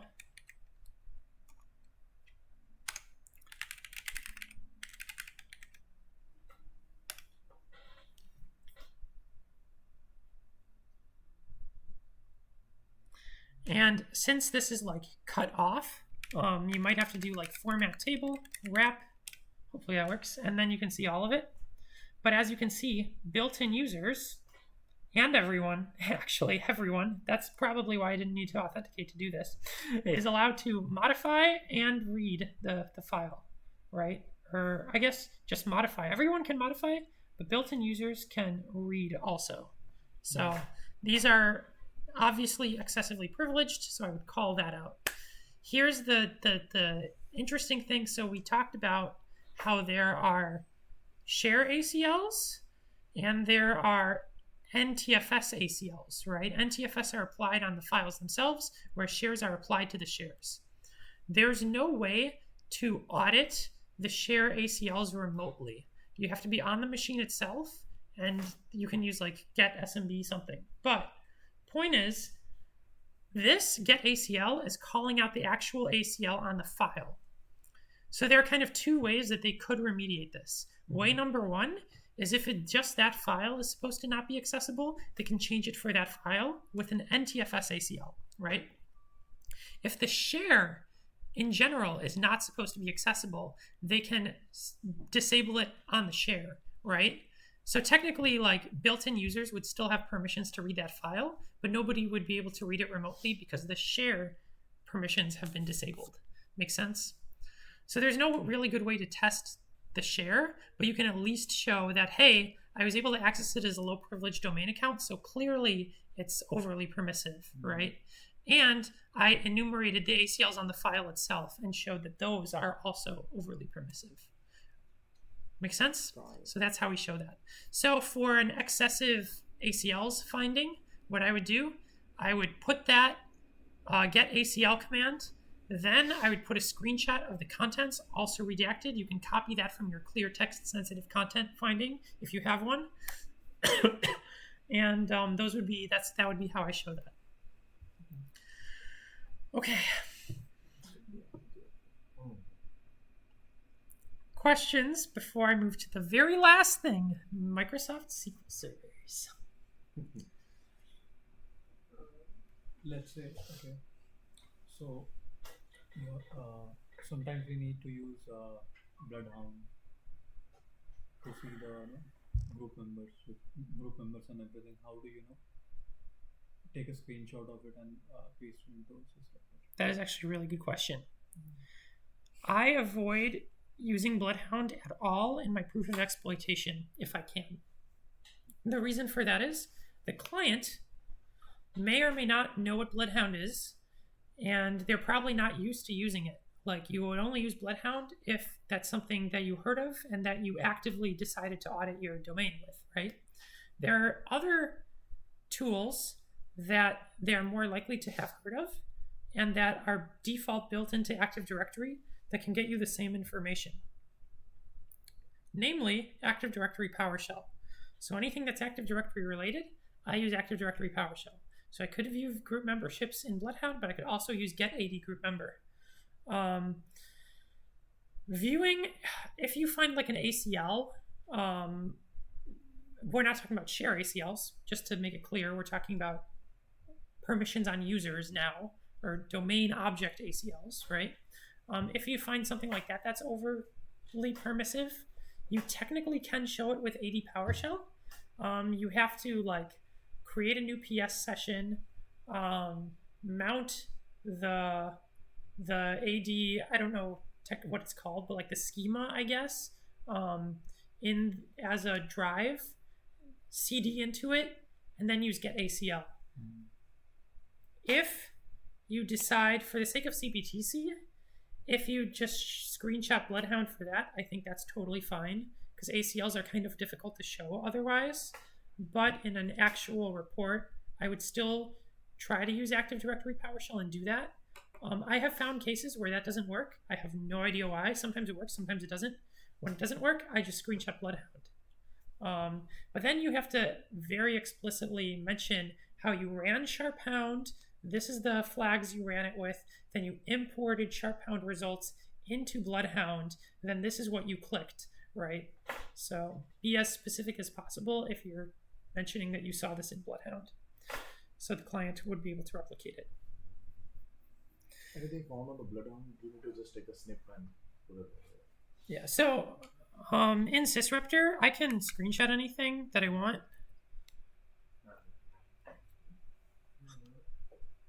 Screenshot. And then I can like edit it if I want to. I'm using GreenShot, by the way, for screenshotting. What I would do is I would call out, like, pretend this is the ACL. I'd maybe put a box around it, right? And then you can crop it to make it the size that it actually needs to be, right? And then from there, copy that, and we can directly just paste it into the report. So if I go here, and I'll paste it in here, who cares?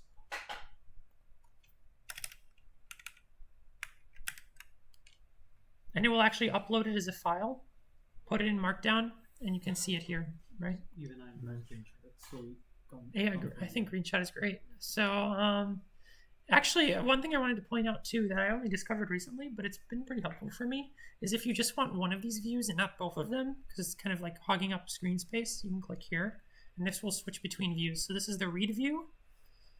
This is the actually you working on it view, and then this is both. Nice. Yeah. I think Sysraptor is awesome. But that's just me. Okay. So, any additional questions? No worries.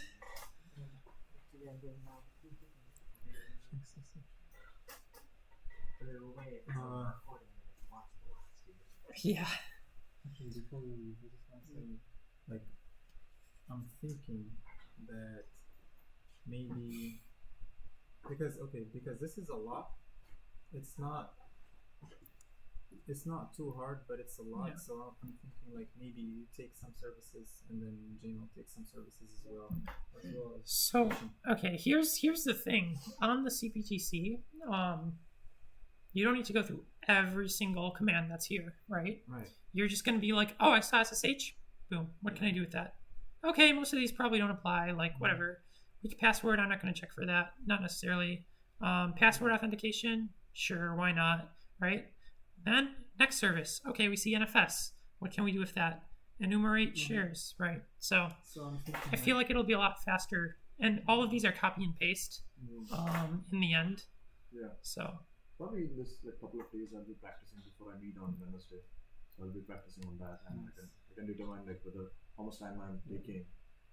I would say practice everything. Yeah, of course. Yeah. Like, I need So to- some of these things won't work in the environment, though you can like practice them these are, like, anyway. But if it's there, then I need to follow the Yeah. commands. And all, right? but I would at least just like, even if you don't do all of these, read through it and make sure there aren't commands you don't understand. Like you may be less familiar with SQL Recon or PowerUp SQL. You may be less familiar with those, so maybe you want to read up on those. But for most of them, you're probably like, oh, it's all nmap, grep, right? So, yeah. So, I'm just thinking like maybe, okay, you practice everything. You can practice everything too, but Pushal takes terminal access and file sharing for the competition, not for practice, for the competition. So if he sees SSH, Telnet, FTP, SMB, and MS SQL, and Oracle, and MySQL, then you would do the things with database, and then you would do the things with SSH and FTP, so that it's faster. And yeah, I'd like to point out another way you could divide it up too is for like have SMB and MS SQL be done by somebody else, because also those are very Active Directory like. Yeah. Take SMB. And then the rest of it is just done by whoever's doing the services. That's another way of dividing it up. So MS SQL, SMB, don't worry about it. MS SQL, don't worry about it. Before Lucas has to leave, let's just run through the vulnerabilities here, but not actually do them. Just talk about them really quick, and then you can go. So, I want to hear all of them. and then and I'm not even going to demo most of these, because again, I didn't set up a SQL Server instance, but default password unauth. So a lot of well-known like services or a lot of databases use, I shouldn't say a lot, but there are databases that if you set them up the default way, they'll be configured with the default password. Kind of similar to like setting up a device like a printer or something, right? So that's one thing, right? The second thing, so that's the first thing we look for, and that you can do from an unauthenticated perspective. Everything else really, so these next two, you want domain access. Once you have domain access, one thing to look for is excessive domain login permissions. So when I say that, I mean, can you log into SQL servers as a low privilege domain account? And if you can log into SQL servers as a low privilege domain account, what do you have access to? Can you dump information from a database? And this would be a high, at least is the way NetSpy reports it, because you were able to, using domain account credentials, gain access to a machine, right? So can you gain access to the machine? And also, so the biggest thing is, what can you dump the database? The second thing is, are you a sysadmin? If you are a sysadmin, you can execute underlying OS commands. So I mentioned that here. So here we're auditing for, so for all of this, I'm using a NetSpy tool, PowerUp SQL or PowerUp SQL. And so what we're doing here is we're getting all the domain, it's coring a domain controller for all MS SQL servers that are domain joined, right? Then from here, we're checking to see if we have login access on any of them, right? And this just prints out the results, right? From here, we can search by instances where we are a sysadmin, right? And if we happen to be a sysadmin on any of them, we can try executing underlying OS commands. And there are two ways to do it. You can either do it using PowerUp SQL, or you can use MS SQL client.py. As I talked about, you might need that Windows off. And so if you're using PowerUp SQL, it'll automatically enable XPCMD shell because you're a sysadmin, so you can enable it and run commands through XPCMD shell. If you're using MS SQL Client, you'll have to kind of semi-manually enable it with this command. It's actually kind of like a macro that does a lot of the queries that are necessary for you, so all you have to do is type this in, but you do have to like explicitly enable it and then disable it after you're done executing commands. Because by default you can't do it, but if you're a sysadmin, you can enable that functionality, basically, is the point. And you can try executing OS commands as a non-sysadmin, but I don't think, unless there are some weird permissions assigned, normally that doesn't work. Cool. Next thing is weak password authenticated. So a lot of the times, for whatever reason, SQL accounts are configured to use the same username and password or to have a blank password, right? So that's what this does. This only works for SQL servers that you already have access to, but if you have access to it, it'll pull down a list of SQL accounts, and then it'll try each of those with a username and password being the same, and username blank password. Make sense? So that's weak password authenticated. Again, all of this is PowerUp SQL, and I wrote out the commands. Now these last ones, hopefully they don't throw this at you because this is more advanced stuff, but technically you can, if it's configured, or an administrator can give anyone the ability to impersonate another SQL account, right? So if I log in with SQL account Bob, right, and let's say I can impersonate John, then I'll log in as Bob, I can run commands as John, and potentially John might have sysadmin privileges. So maybe I can go from there, right? So you can do this manually with SQL queries that I did not provide here. If you're interested in those, I actually do have them on my GitHub, on my Red Team Ops 1 cheat sheet.